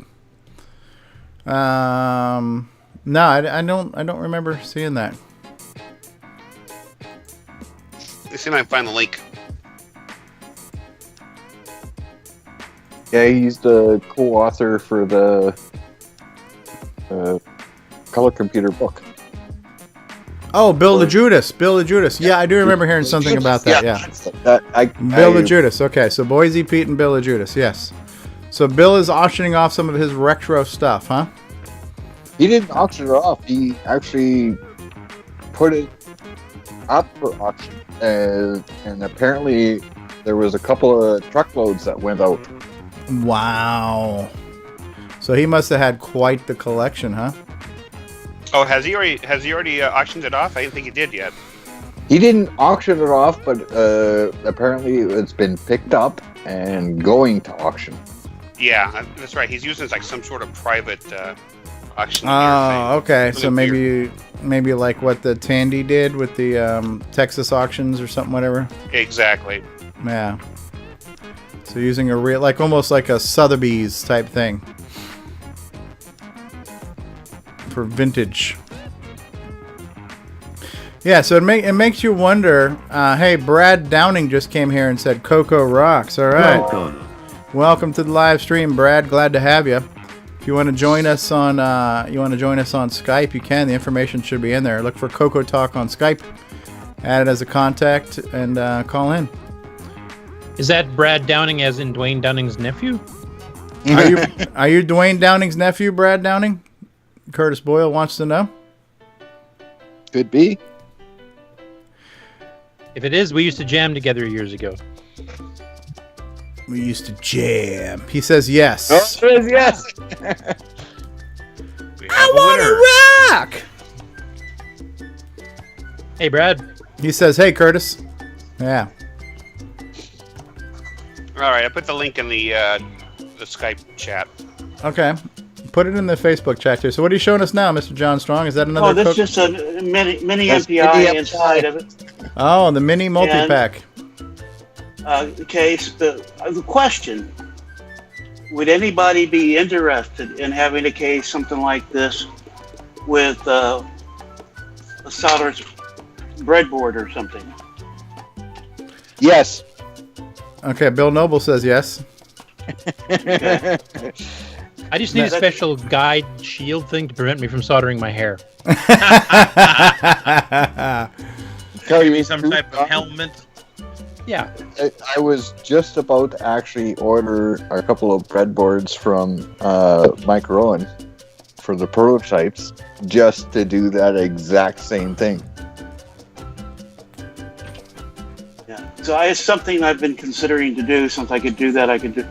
Again, it's finding enough time to do it, and determining if there's enough interest for me to spend the time to do that. That's 3D printed, or? Yeah, this is a 3D printed here. Case-wise would be 3D printed, but I'm assuming the breadboard that you're going to put into it would be normal. Yes. Right. So you're creating a 3D printed case for a breadboard. Right. Yeah. Sounds like we've got one taker. Kind of extended board to bring it out, and so you plug wires into it, and so on. I would love that. Yes. Would it need to be buffered, or not? In my case, it wouldn't need to be buffered, but in some people's case, it may. But okay. Because I know there's been some talk about it in the past, but nobody's actually done it. So, I actually have some breadboards I bought here for size to do it, and some prototype parts. So I need to sit down and just do that. yeah, because actually, I was talking to Mike Rowan last night about ordering some of his prototype boards. Well, they're nice boards. I have one. They're great boards. Not knocking anything like that, but I was about to order some of them. But now that you mention that, I might be interested in yours instead. Well, there's actually, room for both ideas. And I'll have to see what I can do about putting some kind of prototype for it together for extra size. Mm-hmm. Ron Delvaux has joined us. So welcome, Ron. Hello. Hello, hello. Mr. Ron. Or Timberman, should we call him? Timberman, Ron Delvaux has joined us. And Curtis. Where's my hatchet? Curtis, Brad says he taught me a ton of stuff. Thank you, by the way. Was that welcome, you or but Dwayne? he's way past me now. He's actually a professional recording artist at this point. Ah. Like Very Bruce. nice. There's Ron Delvaux in the Witness Protection Program. How are you, Ron? I need more light. That's fine. Light in front of you instead of behind you. Well, you can still in the spare bedroom. We don't judge here. We're not light critics here. So I gotta show you if I did. Happy Friday to you.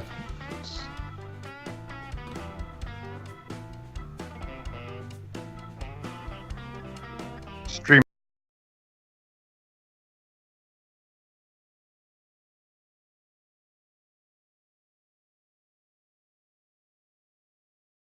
Hey.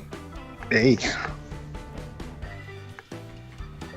How was your week, Ron? Pretty good. Yeah. Fairly productive. I saw the eclipse earlier. Ah, nice.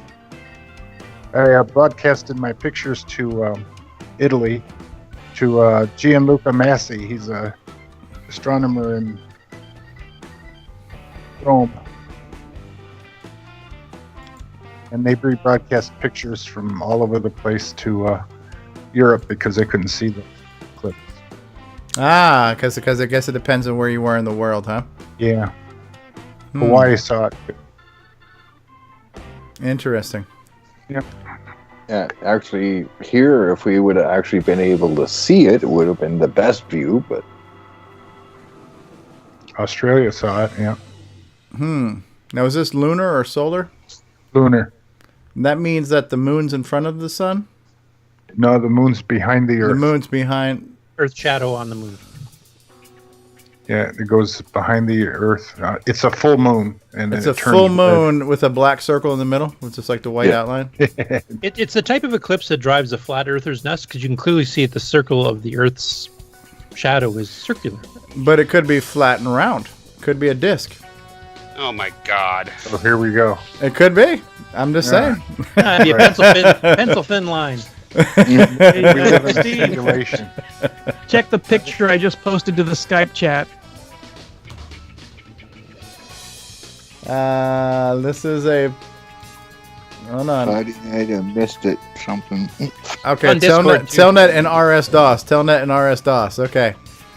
Yes, that's me telnetting into my color computer and then typing in a basic programming and running it from a Telnet client on my iPad. Okay. That is actually pretty cool. Not going to lie. How are you doing that? How are you getting into RS-DOS? Is this on your Google Pi?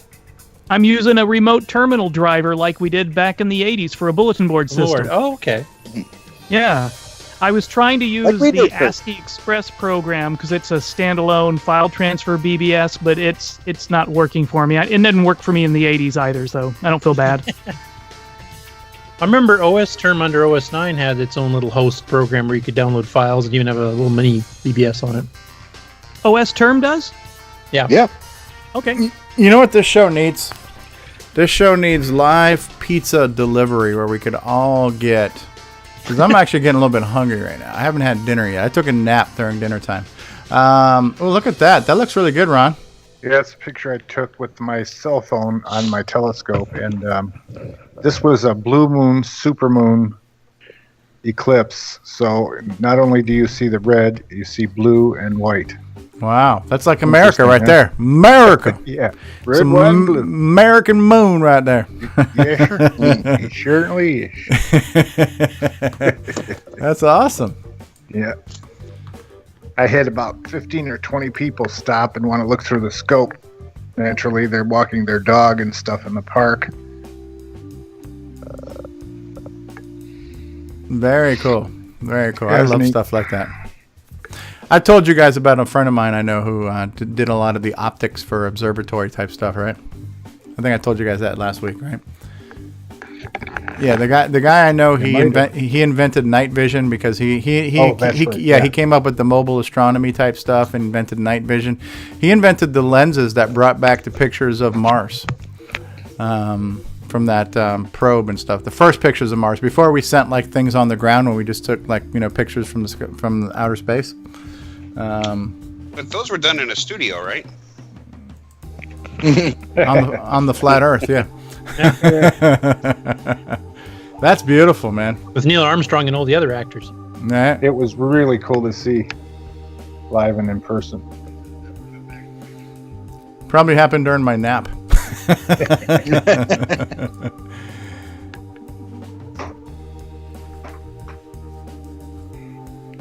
The celestial bodies, man. Just looking out into the heavens. It's beautiful. That's what you see at spring break too, isn't it? Celestial bodies. Well, I made my plane reservations today. Ah, nice. Brian Joyce in Australia said it was a cloudy night there and he missed it completely. Oh, look at Jason. You brought in pizza. It's plain though, man. Who the hell eats plain cheese pizza? Come on. What the hell kind of pizza is that? That's that windy crap the Americans eat. Yeah, no. Yay, be careful there. We got to bring him a Vern's pizza, Bill. Yeah, I was just going to say that, Kurt. We got to bring him a Vern's pizza. We can't hear you, Jason. That's a plus.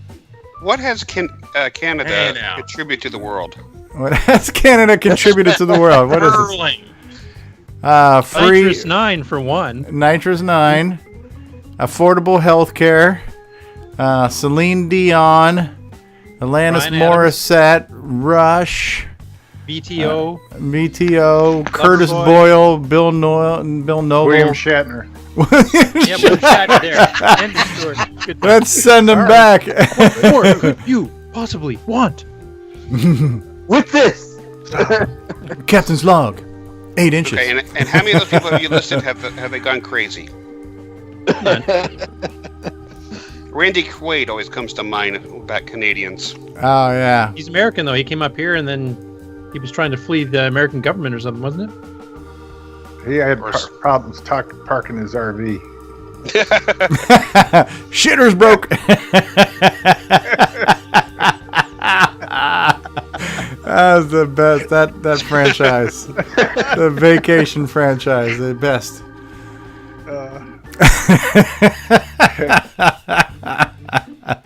They don't make movies like that anymore. Nah, that just reminds me we sure play them, don't we? Yeah, that's. I was just talking. Actually, yeah, we could go through all the Canadian comedians too if you want. Okay, let's back up. How about food-wise? Food-wise, maple syrup, back bacon, maple syrup, beer that actually had alcohol content beer 30 years ago. Canadian bacon, back bacon. Hey, there's a pizza with some pepperoni on it at least. Tim Hortons. Tim Hortons. We have Tim Hortons here. I have a but that's from here. So. Yeah, there's American Tim Hortons. You got to have the real Tim Hortons. No, we have Starbucks. They're bigger and better. Yeah, Starbucks is bitter bullshit. Ah, Starbucks is joke. Did you Starbucks say bitter? is burnt coffee. Bitter. If you said bitter, then you're right. Bitter. Yeah, I don't like Starbucks. No, Starbucks This is like a news thing here. overpriced It's like, crap. Okay, we have Dunkin' Donuts. Yeah, Dunkin' Donuts is good. Starbucks is like Starbucks coffee is like the Macintosh computer. It's just for pompous douches who want to feel good about themselves. Too much money on the Put on your beret, get out your MacBook, and sit down in a Starbucks and be a douche. I think that's Curtis, isn't it? Oh, hey, Richard Lorbieski is here. The rest of it. Maybe we can get some good trolling right now. There's a graphic I made one time. Let's see. Well, okay. Amateur astronomers are awaiting the next leap in technology when a cloudy night is no longer wasted. Yeah, where you could see through the clouds. That would be good. Hole. You never see the moon sometimes because of the clouds. Yeah. And so Richard Lorbieski says, so says the head douche. So apparently I'm the king of the douches. Well, at least the trolling has begun. So, all right. King. Hold on. King. You mean queen? I thought Coco Man was the queen of the douches. All right, hold on. We're Richard's in honor of Richard Lorbieski. Here are some crickets. I believe my title is Duke of Douche. Duke of Douche. No, you've been promoted to queen now. No. I don't know. This pizza here looks like I have a news story about yes, pizza. Yeah. This in just related did. News, pepperoni pizza. Pepperoni pizza, and the people it killed. Film at 11. Yeah, don't get that Canadian bacon because that stuff's nasty. Oh, this is the best thing in the world. Canadian There's a bacon? pepperoni pizza that'll kill you. We'll tell you at 11. We'll tell you at 11. Richard says that's Miss Douche. Steve Benden says, "What's up, my Coco Nuts?" Welcome aboard, Captain. Oh, he's got his Forest of Doom mug there. Yeah, I surprised Jason when I sent him a little text message of a picture of a douche box. I said, "Pour this in your mug." We were at a dollar store or something like that, and I came across these boxes of douches. I'm like, I got to take pictures of these. I don't see these things every day here. So,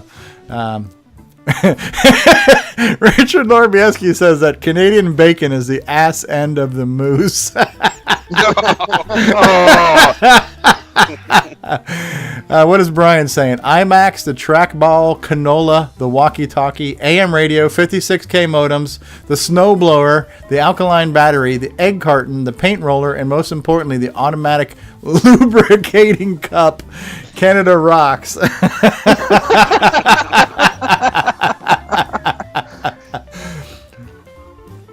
You're gonna blow a gasket, man. Ho! Baba booey, baba For the booey. record, I like the Tim Hortons donuts I get here. I've never gone to Tim Hortons in Canada, but I'm not a coffee person. But I like their donuts. I like donuts. I like Donuts are coffee. good, but don't eat the sandwiches. They're freaking dry and hard. Agreed. That's what she said. Ho! Oh, Ken says the in-laws have gone home. I saw that. Party time. Yeah.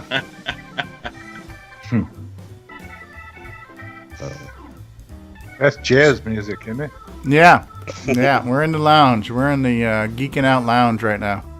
I've always understood jazz music to be like they're always practicing but never get the song done. Always practicing. Richard So, Ron, Lorbieski. Go Yeah, ahead. it never ends. Yeah.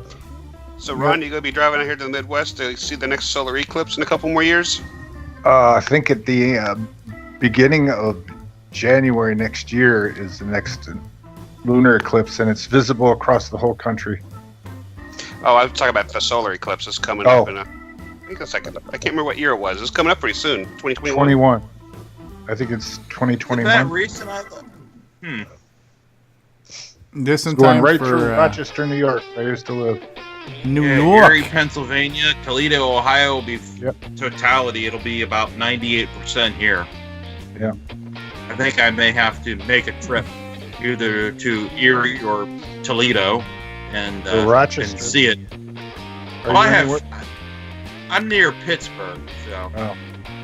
Uh-oh, Steve might be leaving us. So Steve Benden said, donuts, and just wanted to pop in. Love the show, guys. So Steve My might have to sister leave. lives in Toledo. Richard Lorbieski says Canadian donuts taste like hockey pucks. Oh. Thanks for stopping by, Steve. I've never tasted a hockey. Do. What was that? It sounded like Someone screaming. Oh yeah, that was my little Al Pacino. yeah. Say hi to my. Say hello to my little friend. Ken says it's always dark in Toledo. I like doing Paco. Especially at night. So we're going to be able to have a CoCo talk tomorrow? We haven't talked about anything really CoCo related other than John Strong showing us off everything. But Tom Porter says, thanks to Tim Horton. You know what, Steven? If we ever do another gameplay thing here, I won't have to point my laptop camera at the computer. I can actually just True. You can just do the yeah. Steve Benden says, CoCo on, my good fellows, later. All right, Steve Benden, thanks for stopping by. Sounds like somebody's playing their Fuzzbuster in this background music.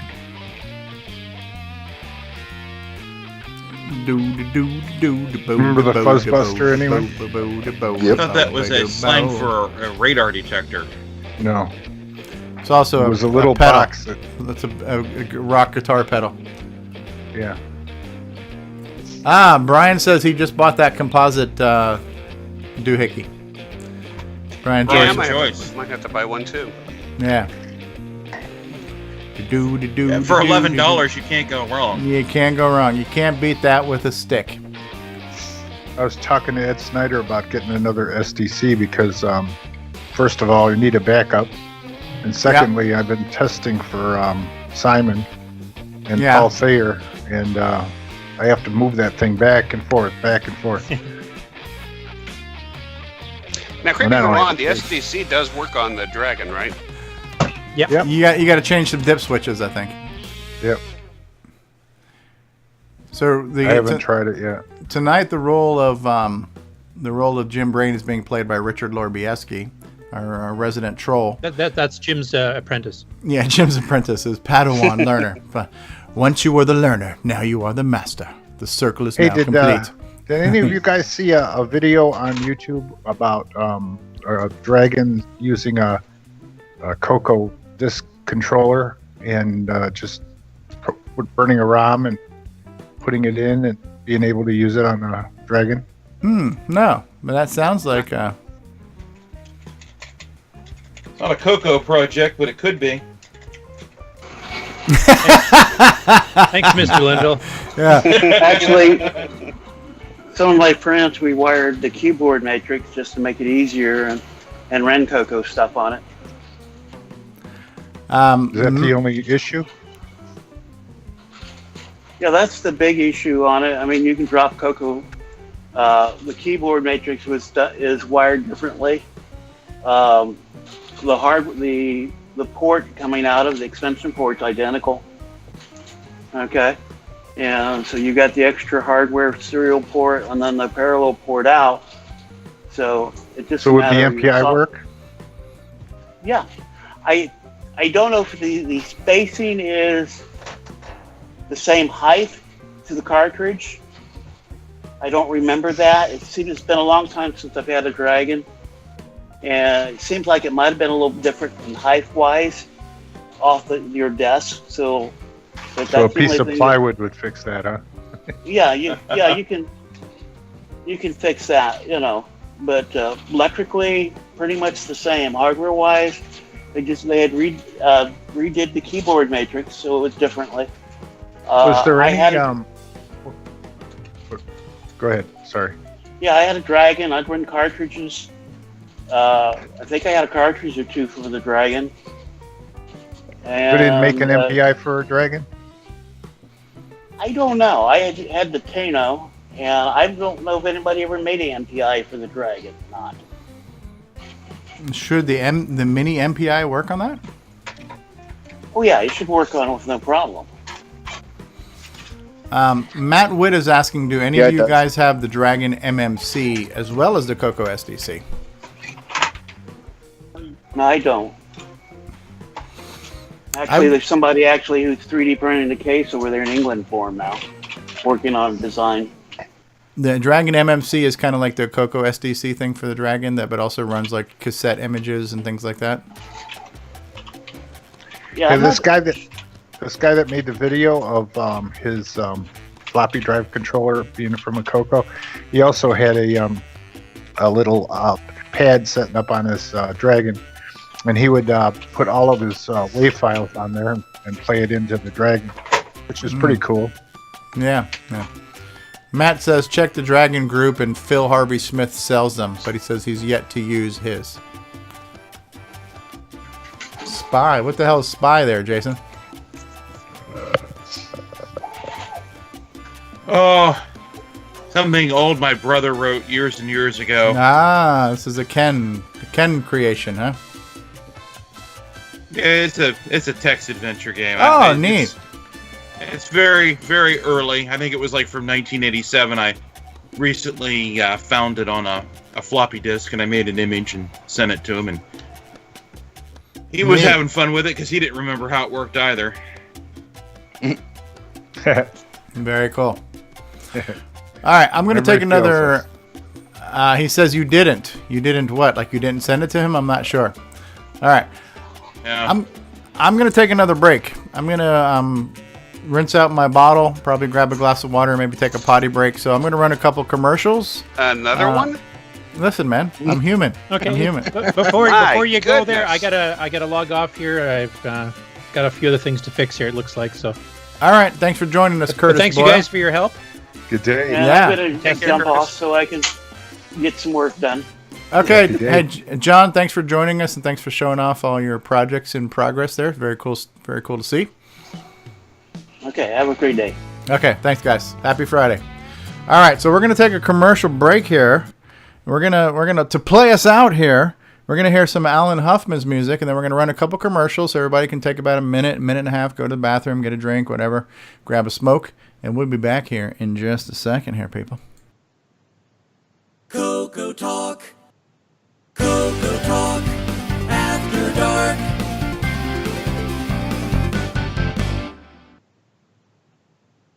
Welcome to Ron's Garage. This is it. This is the place. This is where you should be. This is where you should tune in because CoCoSDC has a great show. It's called CoCoTALK.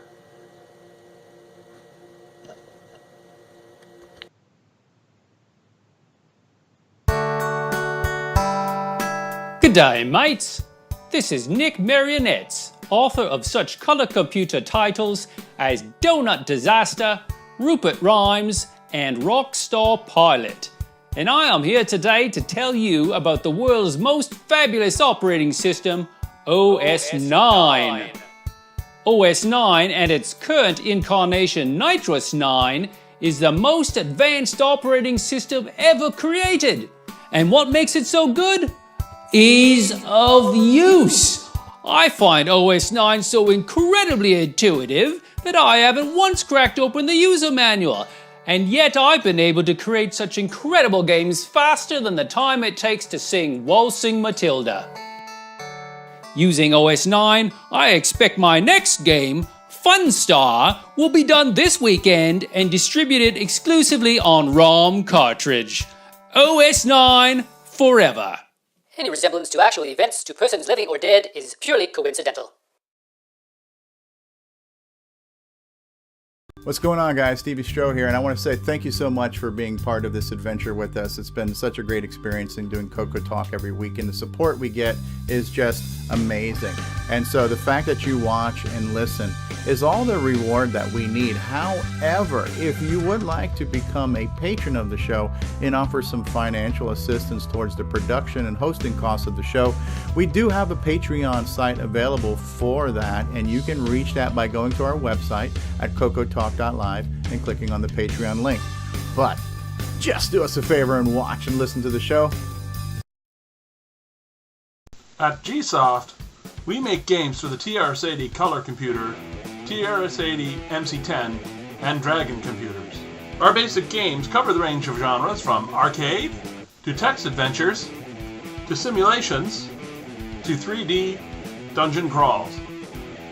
This is our latest puzzle game from Japan, Fruit Panic. So come on and drop by our website and download our latest games. Hey, what's going on, everybody? It's me, it's Original Gamer CoCoSDC. You know, gameplay goodness. Gameplay goodness. You know, gameplay goodness. All right, people. Gameplay goodness. Thank you so much. You know, gameplay goodness. Yeah? You know, gameplay goodness. Are you ready for this? You know, gameplay goodness. Yeah? Gameplay goodness. Are you ready for this? You know, gameplay goodness. Yeah! You know, gameplay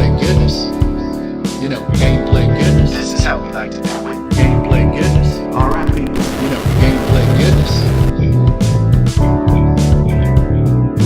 Gameplay goodness. Gameplay goodness. Gameplay goodness. Yeah. Drop it low. Gameplay goodness. All right, people. Gameplay goodness. To the flow. Gameplay goodness. Yeah. Gameplay goodness. Yeah. That's great.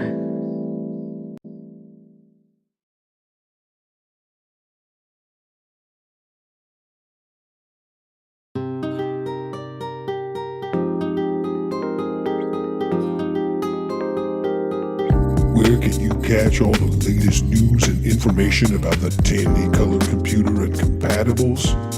Oh yeah, I'm talking about the CoCo Crew podcast. Dig it each month. Join John, Neil, and Mike as they lay down the latest news and information about the Radio Shack Tandy Color Computer and compatibles. Groove to interviews, tech segments, and discussions all about the Radio Shack Tandy Color Computer. Strut your fine self over to www.cococrew.org and start listening today. The CoCo Crew Podcast. Keeping it CoCo, dig?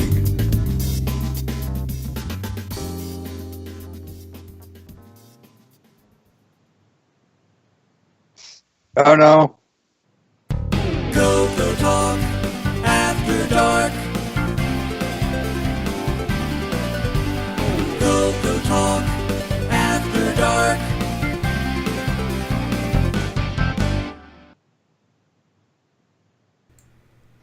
All right, we're back. We'll do it live.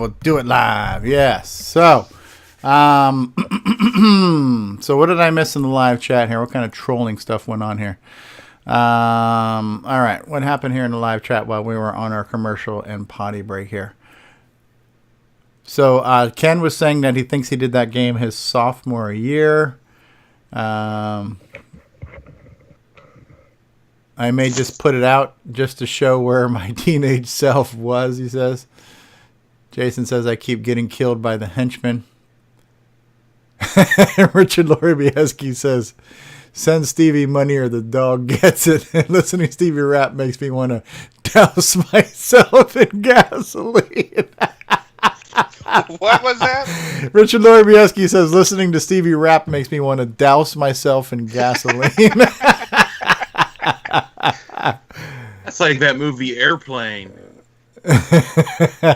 Looks like I spent the wrong day to stop sniffing glue.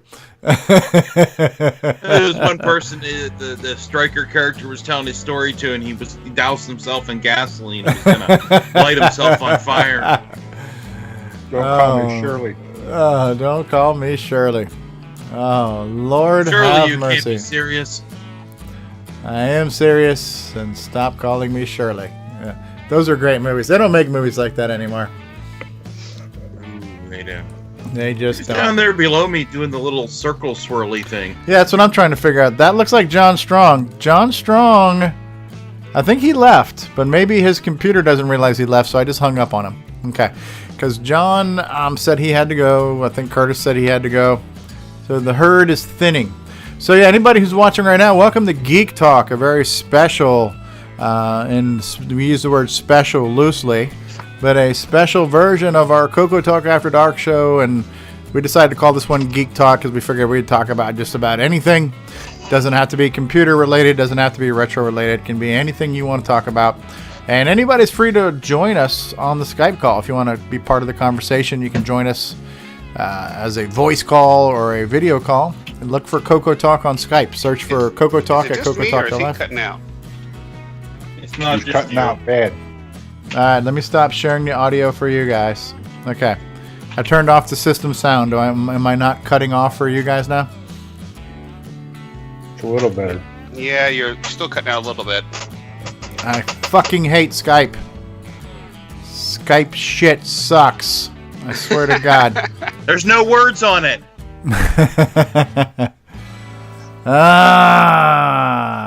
Whatever. Nobody needs to hear what I'm saying anyways. So yeah, if anybody wants to join us on the call, join this crazy train, you're welcome to join us. Look for us on Skype. The shitty Skype. Don't hold back, Steve. Tell us what you really think. We do have one sad emoji right now, so we're running some of the emotional gamut here. There's nothing better than Skype. There's the Blue Jean Network. Okay, we just got an angry. We've gotten an angry. Yes, we've angered the emoji gods. So what kind of new movies are you guys looking forward to seeing coming out right now? Like some of the big blockbusters that are going to be right around the corner. Nothing. What's the new movie coming from that True Story with the French train? Can't remember the title of it now. Those 13 or something, isn't it? Or, yeah, I know what you're talking about, where the army guys killed the terrorists on the train. Exactly. Yeah. Oh, okay. Clint Eastwood produced it, I think. Oh, neat. Yeah. Neat. But he actually used the real people. Oh, really? Oh. Yeah. I actually watched an interview with Clint Eastwood and all that actually stated. Oh, God. I don't God, I'm here now. No, actually used the real people that actually did that actual act, and he actually used them in the real movie. Neat. The terrorist? Not the terrorist. Not the terrorist, but the... I thought they died. Yeah. Not the terrorist. Dig them up. Dig them up and drag them out here. Matt Witt says he's looking forward to Ready Player One. Yeah, I want to see Ready Player One. I'm looking forward to that one too. Yeah. Yeah. I want to see Ready Player One. I want to see Black Panther. I want to see Tomb Raider. I'm into the geeky stuff. I mean, I like those real world movies and stuff, but I'm into the sci-fi, fantasy, video game, geeky type stuff. So. Yeah, real world's a little above your IQ, I think. Yeah. Thanks, fuckface. Mark your time code. That's when it got nasty. I'm thinking of a phrase that rhymes with "go fuck yourself," but unfortunately, this one just works. Yeah, it's called Coco Man. There it is. Ho! So I have a suggestion though for Steve. How about Steve just talk, because he likes to hear himself talk, but we have Coco Man actually play the game so we can get past 1 or 2 levels. Ho! My previous phrase still applies.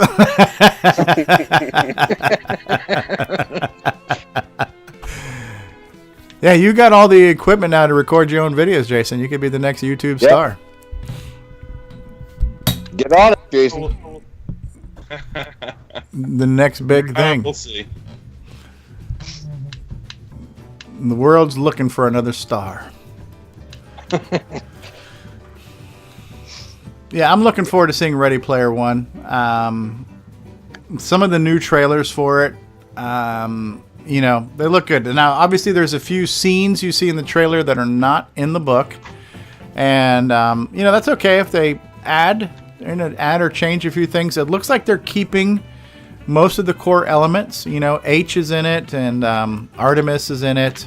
They've even got IROC in it, so they seem to have most of the characters. It was like a 40-chapter novel, so you got to break that down to maybe 2.5 hours. So some compromises need to be made. 20-some hours long audiobook? Yeah. It was about 15 or 16, I think it wasn't it? Yeah, it was about 20 hours of audio. With Will Wheaton. Yeah, it's a good listen. Will Wheaton. Will Wheaton. Cool whip. Yeah. Cool whip. Cool whip. Did you get it on with that Whoopi Goldberg? Great clip. We'll do it live. Oh, Ready Player One's 15 hours and 40 minutes. 15 hours? 15 hours, 40 minutes. It seemed longer. It felt longer. Not in a bad way. Yeah. I'm going to look and see what mine is. I wonder if it's different on different formats. I had the unabridged. Did you have unabridged? Yes. Okay, so 15 hours and 46 minutes. Yeah, it felt longer. And so Andromeda was 11 hours, and so just under just 12 hours was Andromeda. The Off to Be the Wizard I just finished listening to, that was 10 hours and 45 minutes. And now when you look at Game of Thrones, which I'm now going to start, Game of Thrones is 33 hours and 48 minutes. I mean, that's like huge. Absolutely huge. But I tell you what, is there only one book for that one? No, there's several books. As a matter of fact, we're at a time now where Game of Thrones and HBO, they have gone beyond the books. So what they're doing now is they're like going into new territory. And that could be dangerous.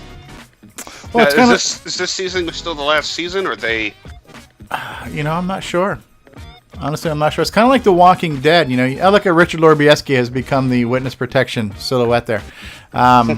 Like The Walking Dead has become an alternate universe from the comic.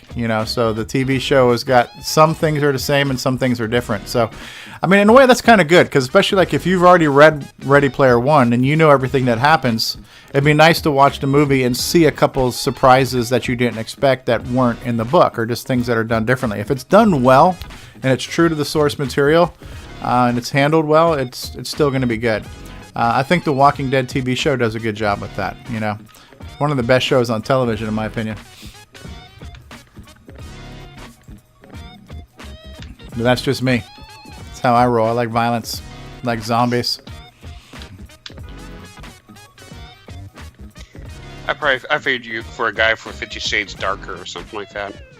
No, I don't know, maybe David Ladd and I might go see that on date night or something. So. 50 Shades of Grey. Eh? How many shades in Canada, eh? And I heard there's a new Crocodile Dundee coming out too, right? And we talked about that earlier, yeah. Alan says it might be a spoof. Oh, really? Yeah.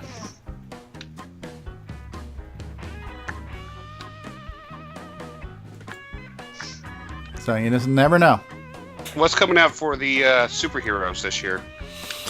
Black Panther is one of the next ones up from the Marvel Cinematic Universe. And he's already been in... Buzzard Bait. I like Buzzard Bait. Coco Man's playing a little Buzzard Bait now. So yeah, Black Panther is fitting into the Marvel Universe. And he was in, was it Civil War? Captain America Civil War? And he'll be in Avengers... the Avengers Infinity Stone Battle, whatever the hell that crap is. Infinity War, I think it's going to be called, in the next two Avengers. Infinity War Part 1 and Part 2.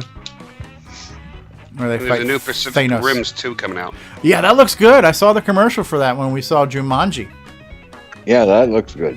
Yeah. Oh, yeah. So Ken also says that movie is fake. It's done by the Australian Tourism Board, which is what Alan had also said earlier. So it's fake news. Fake news. Ant-Man, I think, is coming out too, right? Ant-Man and the Wasp, yeah. Is that coming out this year? Yeah, a good watch too. Like if you want to catch up on some of the Avengers stuff, if you want to kind of catch up on the Avengers, Ant-Man and the Wasp, and Black Panther, they used to be on Netflix. They're not on there anymore. But Marvel had done some animated feature-length stuff, and there was the Ultimate Avengers Part 1 and Part 2, and they're animated feature-length. I guess you can call them movies. And if you watch both of those, that gets you the Captain America origin story. It gets you Ant-Man and the Wasp. It gets you the Avengers coming together. And then it even brings in Black Panther in Part 2. It is dealing with the, what do they call those aliens? The Chitauri aliens and stuff. Slightly different than how the movie brought it out. But So, if you want to kind of catch up on those characters and those stories, you can do it in about 3 hours by watching those 2 movies. What is Brian saying? Croc has been used in many Australian tourism promo videos. This is another one. Yeah. Yeah, I don't know if that's a good thing or a bad thing, but your entire country has got basically 2 spokespeople. It's either Steve Irwin with his crikey, or you got Mick Dundee. Those are like the 2 most famous Australians. You weren't around in the 70s. There was that ex-football player that used to do the Energizer commercials. What was? He would put a battery on his shoulder and he would. Ask people to knock it off. Yep. Yeah, what was his name? I can't remember. That was. And Brian Joyce says number 3, Nick Marentes. 3rd most famous Australian, Nick Marentes. Yeah, he's about as famous as Donald Trump. Or as popular. That's popular.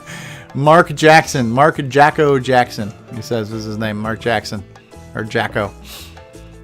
I dare you to knock it off, right? I remember those commercials. Yeah. And of course, you got.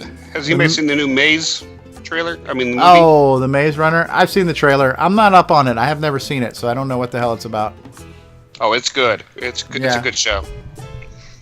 Yeah. I just bought Logan's Run from Goodwill. Oh, great movie.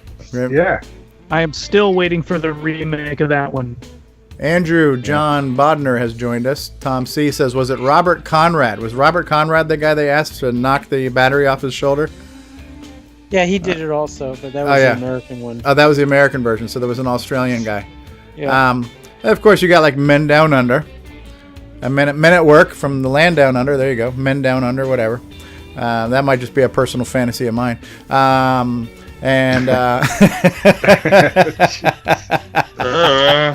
getting to know Steve really well. Men at Work with the Land Down Under. Midnight Oil, lesser, maybe not quite as well known in all circles, but Beds Are Burning.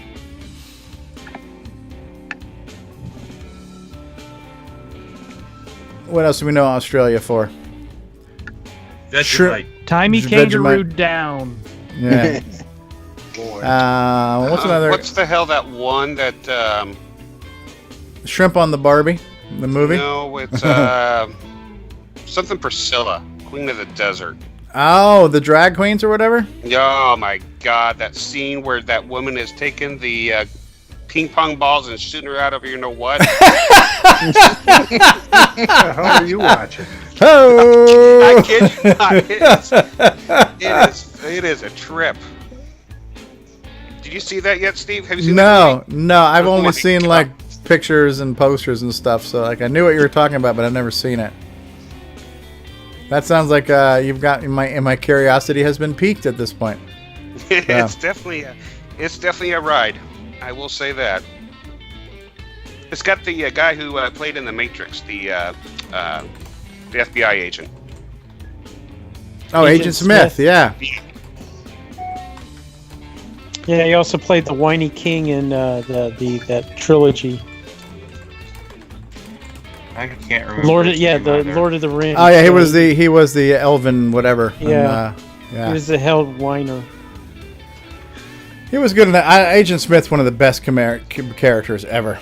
Right? It appears you've been living 2 completely different lives. In one life, you are Thomas Anderson, software programmer. It's respectable. You even help your little old lady carry her groceries. This is the best freaking lines of that movie, which I'm butchering right now. And the other, you are known as Neo, nefarious hacker. One of those lives has a future. One does not. How about I give you the finger and you give me my phone call? So bad movie quotes. Go ahead. Flip it to the north. What good movies have come out of Canada? The David Ladd story. North. Strange Brew. Strange Brew. Yeah. Strange Brew. Strange Brew. Hey, Bruce Moore. Speaking of Canada, Bruce Moore has just joined us on Facebook. Hey, Bruce, how's it going, eh? You guys ever hear the song 20 Point Buck? No. Hugo Weaving is Agent Smith's name. Yeah, thank you, Brian. Brian knows that because all Australians are neighbors. It's just like one big backyard. You know, when you want to know what comes out of Canada, pretty much any TV show set in Los Angeles or anywhere else in America for that matter. Yeah, because Canada offers a lot of tax incentives for people to do production work there. Ah, look at that. Jason's got the Strange Brew movie. I want to get that. Oh my, they're bringing back Nightmare on Elm Street. Good movie. Oh, wow. Nightmare of Elm Street's coming back. Ah, it never left. It's kind of like mildew. It never quite goes away. That scene where he came out of the waterbed. Oh. Oh, yeah, it's great. Like mildew and genital warts is the things that never quite go away. Oh my God.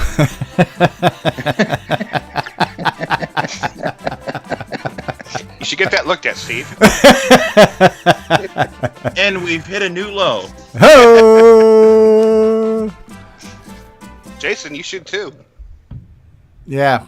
Yeah, so as if the bar could be raised any lower. the goal is to raise the bar high enough to trip over. So,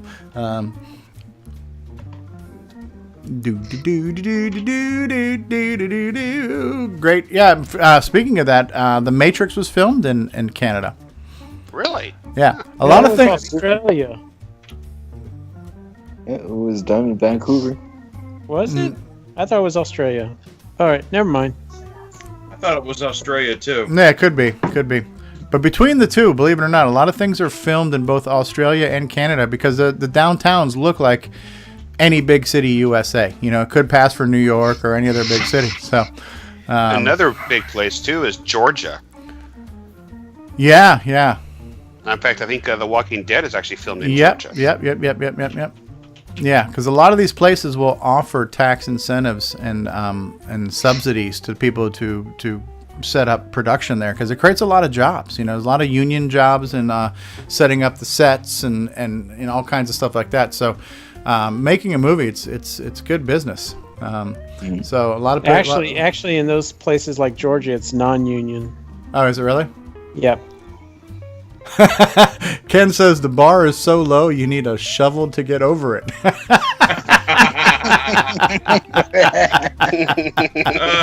Oh, that's your brother. Come on. That's between you and him. Hey, Ken. Yeah, I've been removing splinters out of my fingers because we're really scraping the bottom of the barrel here. Yes. Tom C is asking if the original Mad Max was Australian. I believe it was. It is. Yep. Yeah. Very Australian. Very Australian. Mel Gibson's. That's something that came from Australia, right? Mel Gibson, right? Yep. Friend and his 20 children. Yeah, friend to the Jews. Mel Gibson. I am not a racist. I think he has a 30-year-old wife now. Okay. Hey. He's got me beat. Mine's going on 40. It's time to trade her in on a newer model.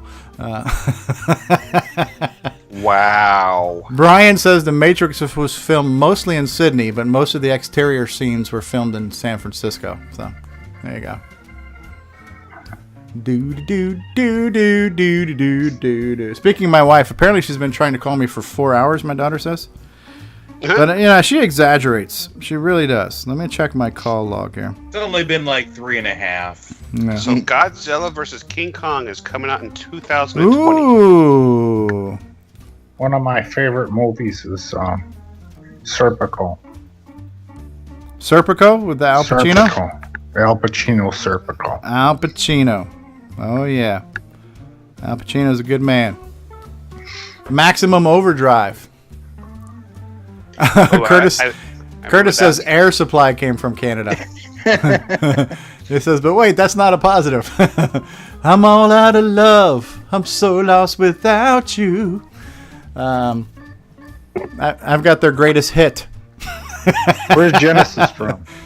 Where is Genesis? Phil Collins is English. Genesis English? They're English. English, yeah. Genesis? Yeah. Brian says somebody credits needs more. Brian says I need another shot glass. Yeah, I don't know. My daughter said my wife said she's been calling me for 4 hours. I don't know. Women exaggerate, I think. I'm looking at my phone right now. Okay. Yeah, missed call 1 hour ago. Apparently I did miss a call from her. Your wife wants to talk to you about a trade-in. Yeah.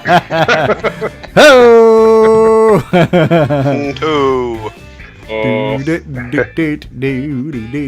Hey, Brian Joyce, how's the beer in Australia? And why aren't you joining us on the Skype call?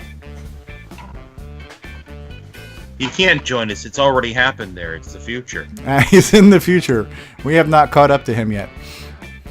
Vincent Tran has joined us. Hey, Vincent Tran.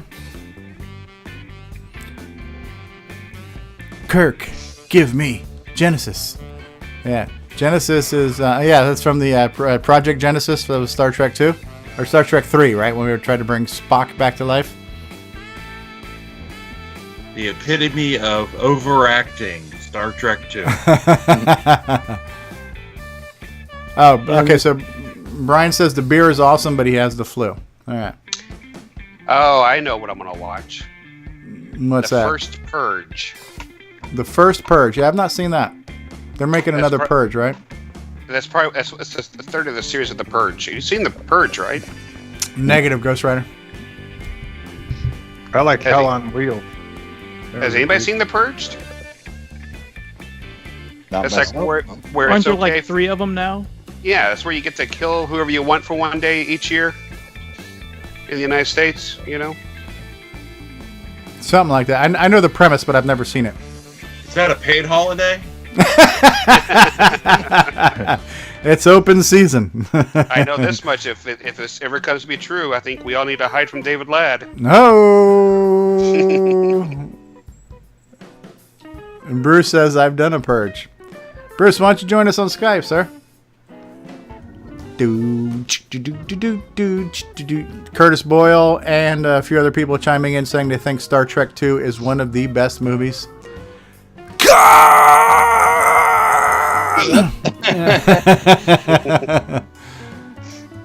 Are you familiar with the best production of the Star Trek movies? Yeah. Are you familiar with the Klingon proverb that revenge is a dish best served cold? Klingon bastard, you've killed my son. Yes. Now, young Kirk, if you can snatch the pebble from my hand, you will be ready. Oh, that reminds me of Grasshopper. Remember that? Grasshopper, yeah. Grasshopper. All right, Bill Noble. I found the movie you were talking about, the 1517 to Paris. Yep. 15. Oh, was that the name of the train number or whatever? Yeah, I'm assuming. Yeah. Yeah, that's a new one. That's actually using real people for the actual reproduction of the true story. Wow. Man, we got a lot of sick people. Bruce says I'm fighting upper respiratory and his voice is shot.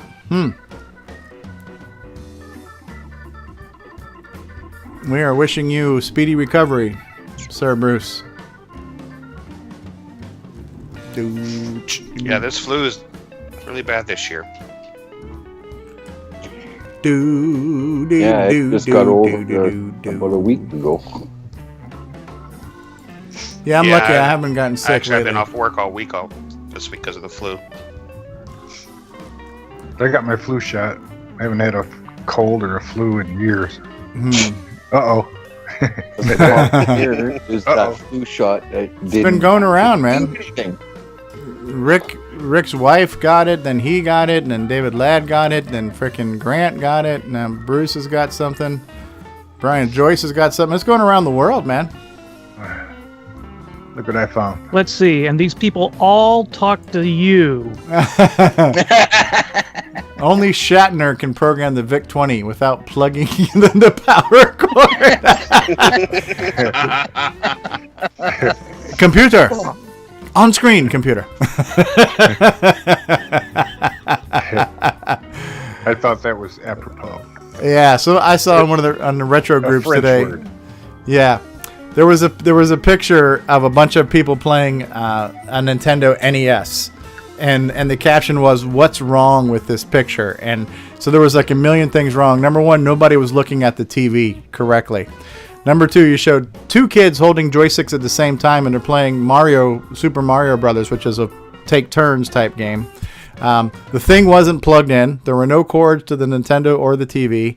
There was also the light gun was sitting there next to everything. That there's only 2 ports, so the light gun couldn't have been plugged in.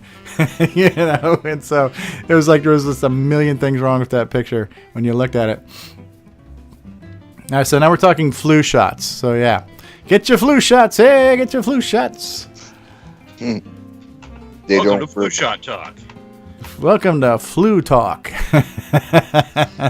They don't work. The most contagious show on the internet.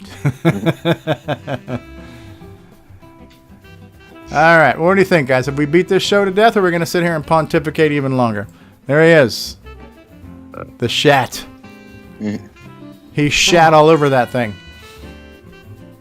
Look at him. Look at the shat. Oh, Space Invaders.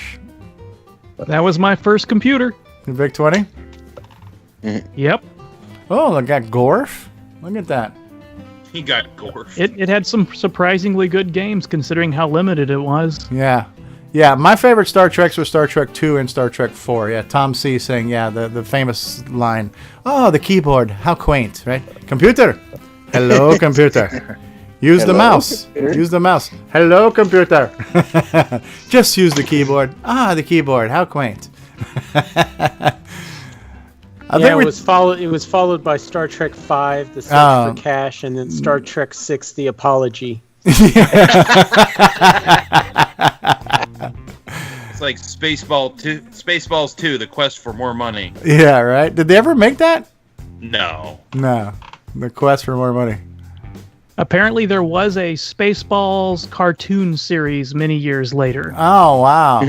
We got to find that. It's almost like that. Another thing they did, too, is they actually did a Beetlejuice animated series. And supposedly there's a Beetlejuice, another Beetlejuice movie coming out, too, that will have... actually, surprisingly enough, I actually watched Beetlejuice, the original, last night. Yeah, oh, it's good. I bought it on Blu-ray. It's a classic, and it's a good movie. And it's what's his name? Tim Burton. It's like Tim Burton at his finest. Tim Burton, yeah. Yeah. With all his stop motion stuff, he's been doing stop motion stuff forever. Even going back to like Pee-wee's Big Adventure and Pee-wee Herman's, all that kind of stuff. All kinds of stop motion stuff. More of the infamous buzzard bait. Thy game is over. So is anybody caught up on The Walking Dead? I haven't done this so much. Yes, I'm caught up on it. I'm caught up on it, yeah. Buzzard bait either. I'm up to season 4. And no spoilers for Alan Huffman. Let me guess. Zombies attack. They put stakes in people's brains, and people die, and new people join. That seems to be seasons 1 through 4. And then they manage to all have sex. Yes. People argue, and occasionally zombies show up. It's like a hockey game. I was at a fight one time, and a hockey game broke out. Yeah, unfortunately, I stopped watching after that one nasty episode where someone's head got smashed in, and then someone else's. Oh, that was a particular season opener, if I remember correctly. Yep. Oh, okay. That was season 7. That was. I had to take a several week break after that one. That was a bit draining. You talk. So, Ken, are you with us? No. Can you hear me? I think we can hear you, Ken. That sounds like I'm all right. We've got the Coco Man's brother here, Ken. How are you, Ken? I'm good. Welcome to the program. This is an awful connection because this is my phone. No, okay. Hello. Can you hear me now? Yeah, I can hear you. Okay. Yeah, The Walking Dead. The Walking Dead is one of these shows where you kind of you get invested in these characters and you don't want to see them die. Eventually some people are going to die from time to time, But a show that gives zero fucks about the cast and the favorite characters is Game of Thrones. You know what I mean? Main characters are killed off every season. You know, it's just like... Yeah, try to negotiate a salary bump when you run on that show. It's like, you know, get invested in a character and, you know, kiss its ass goodbye. And they're usually kissing each other's asses on the screen too. That's good. You know, the ones you want to die, like you want Cersei Lannister to die. You want that evil bitch dead, and she'll live forever. The ones that you don't want to go are the ones that go, you know? I was surprised they killed off the son, the king. Oh, well. It's anything can and will happen on a Game of Thrones episode, it seems like. Well, guys, I'm gonna go. This is my wife. Hey, lovely. She's waiting for me on the couch. Okay. Well, we're gonna watch Blue Bloods. Okay. Hey, Ron, just want to let you know she can do a lot better. I've been told. And they haven't lived long. They haven't lived long. Oh, Jesus. They come out of the hospital. What happened? Hi, guys. Take care, Ron. Ladies and gentlemen, that was Rendezvous. Oh. Bruce says he has no interest in Game of Thrones. I just recently started watching it like a year ago, and then I just binged it. The thing about Game of Thrones, man, is because there's so many seasons. Once you start, you can't stop. It's like potato chips, man. What do you got there, Coco man? What's he working on now? Yeah, I think I'm gonna step off too, guys. All right, Bill. Yeah, this train's about ready to go off the rails, anyways. How long have we been doing this? So I work in the morning, so. Excellent. Well, hopefully we'll see you guys tomorrow for the main show, for the real CoCoTALK show, not this fake, weak imitation. Yeah, I wish I could, but I'm at work, so. Yeah. The luxury of employment. Yes. It's like a warm blanket. The unfortunate W word. Yes, work. Yes, the four-letter word. Cool. Well, thanks for joining us, Bill Noble, all the way from Canada, eh? All right. Bringing some coolness to the program. Yeah, well, I can give you a lot.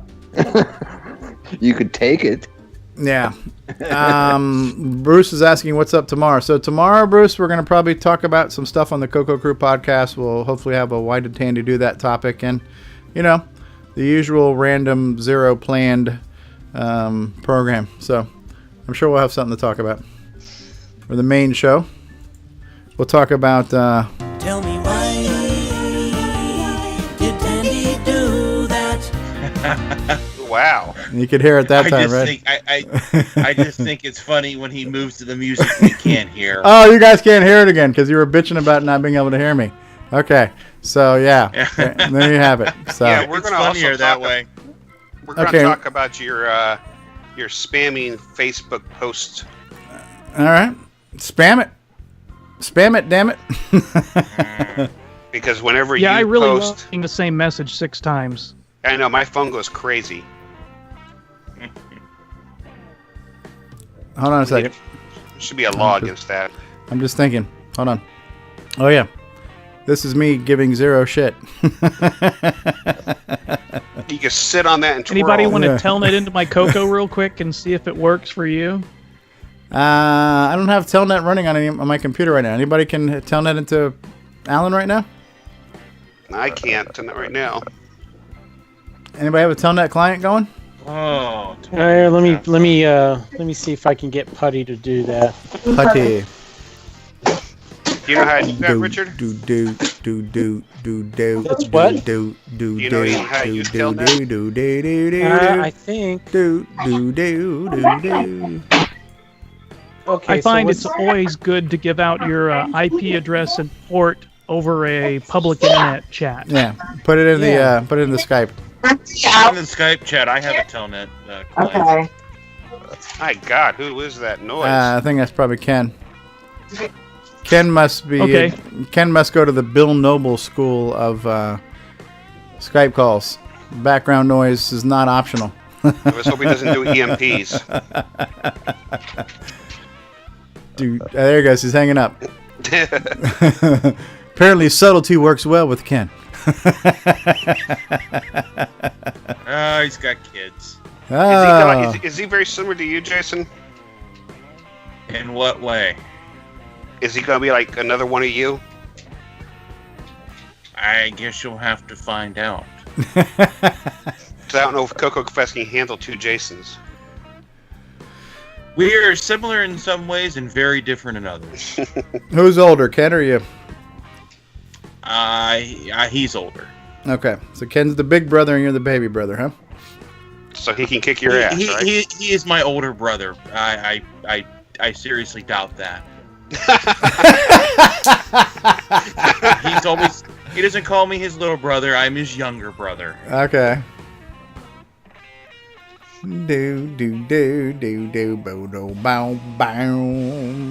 So Bruce is not going to be able to join us tomorrow.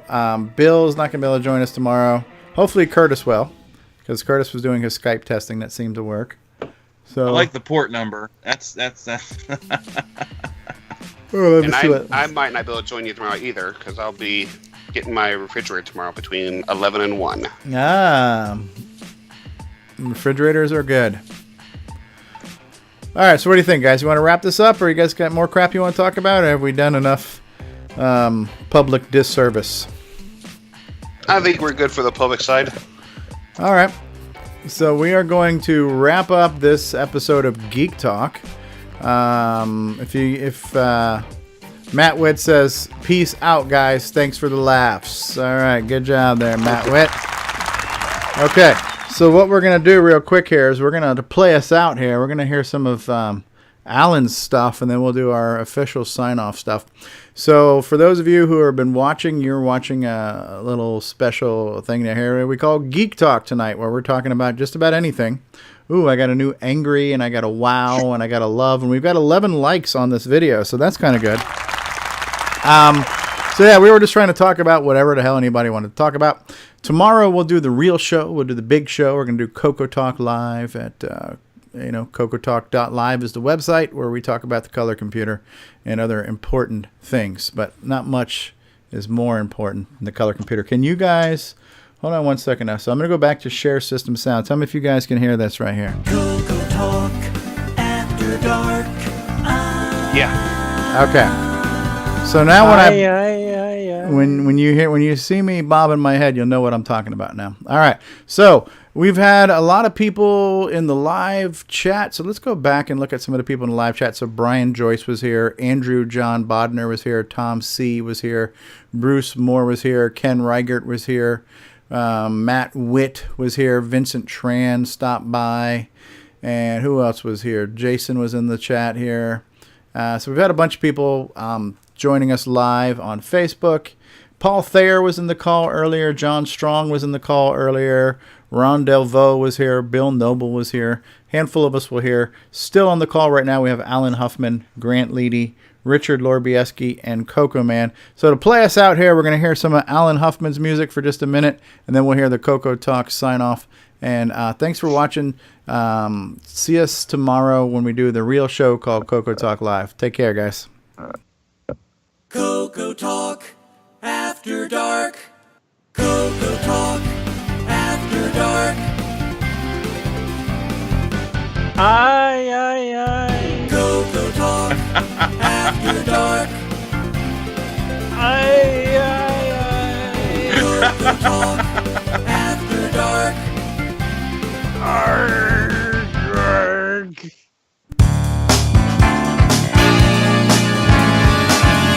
All right, ladies and gentlemen, this concludes another episode of CoCoTALK After Dark. This week was Geek Talk, where we talked about all kinds of geeky crap. Join us tomorrow for CoCoTALK Live on the internet. Thank you for watching. Don't forget to tip your waiters and waitresses. The more you drink, the better our show is.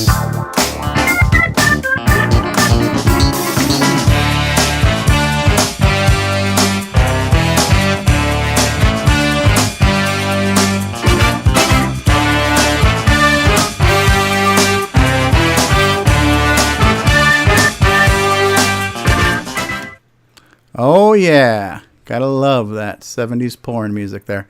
All right, guys. We'll see you some other time. CoCoTALK out. See ya. All right. And we're off the air. Cool. Good. Great non-productive use of time. It's good to hang out with people for a change. Yes.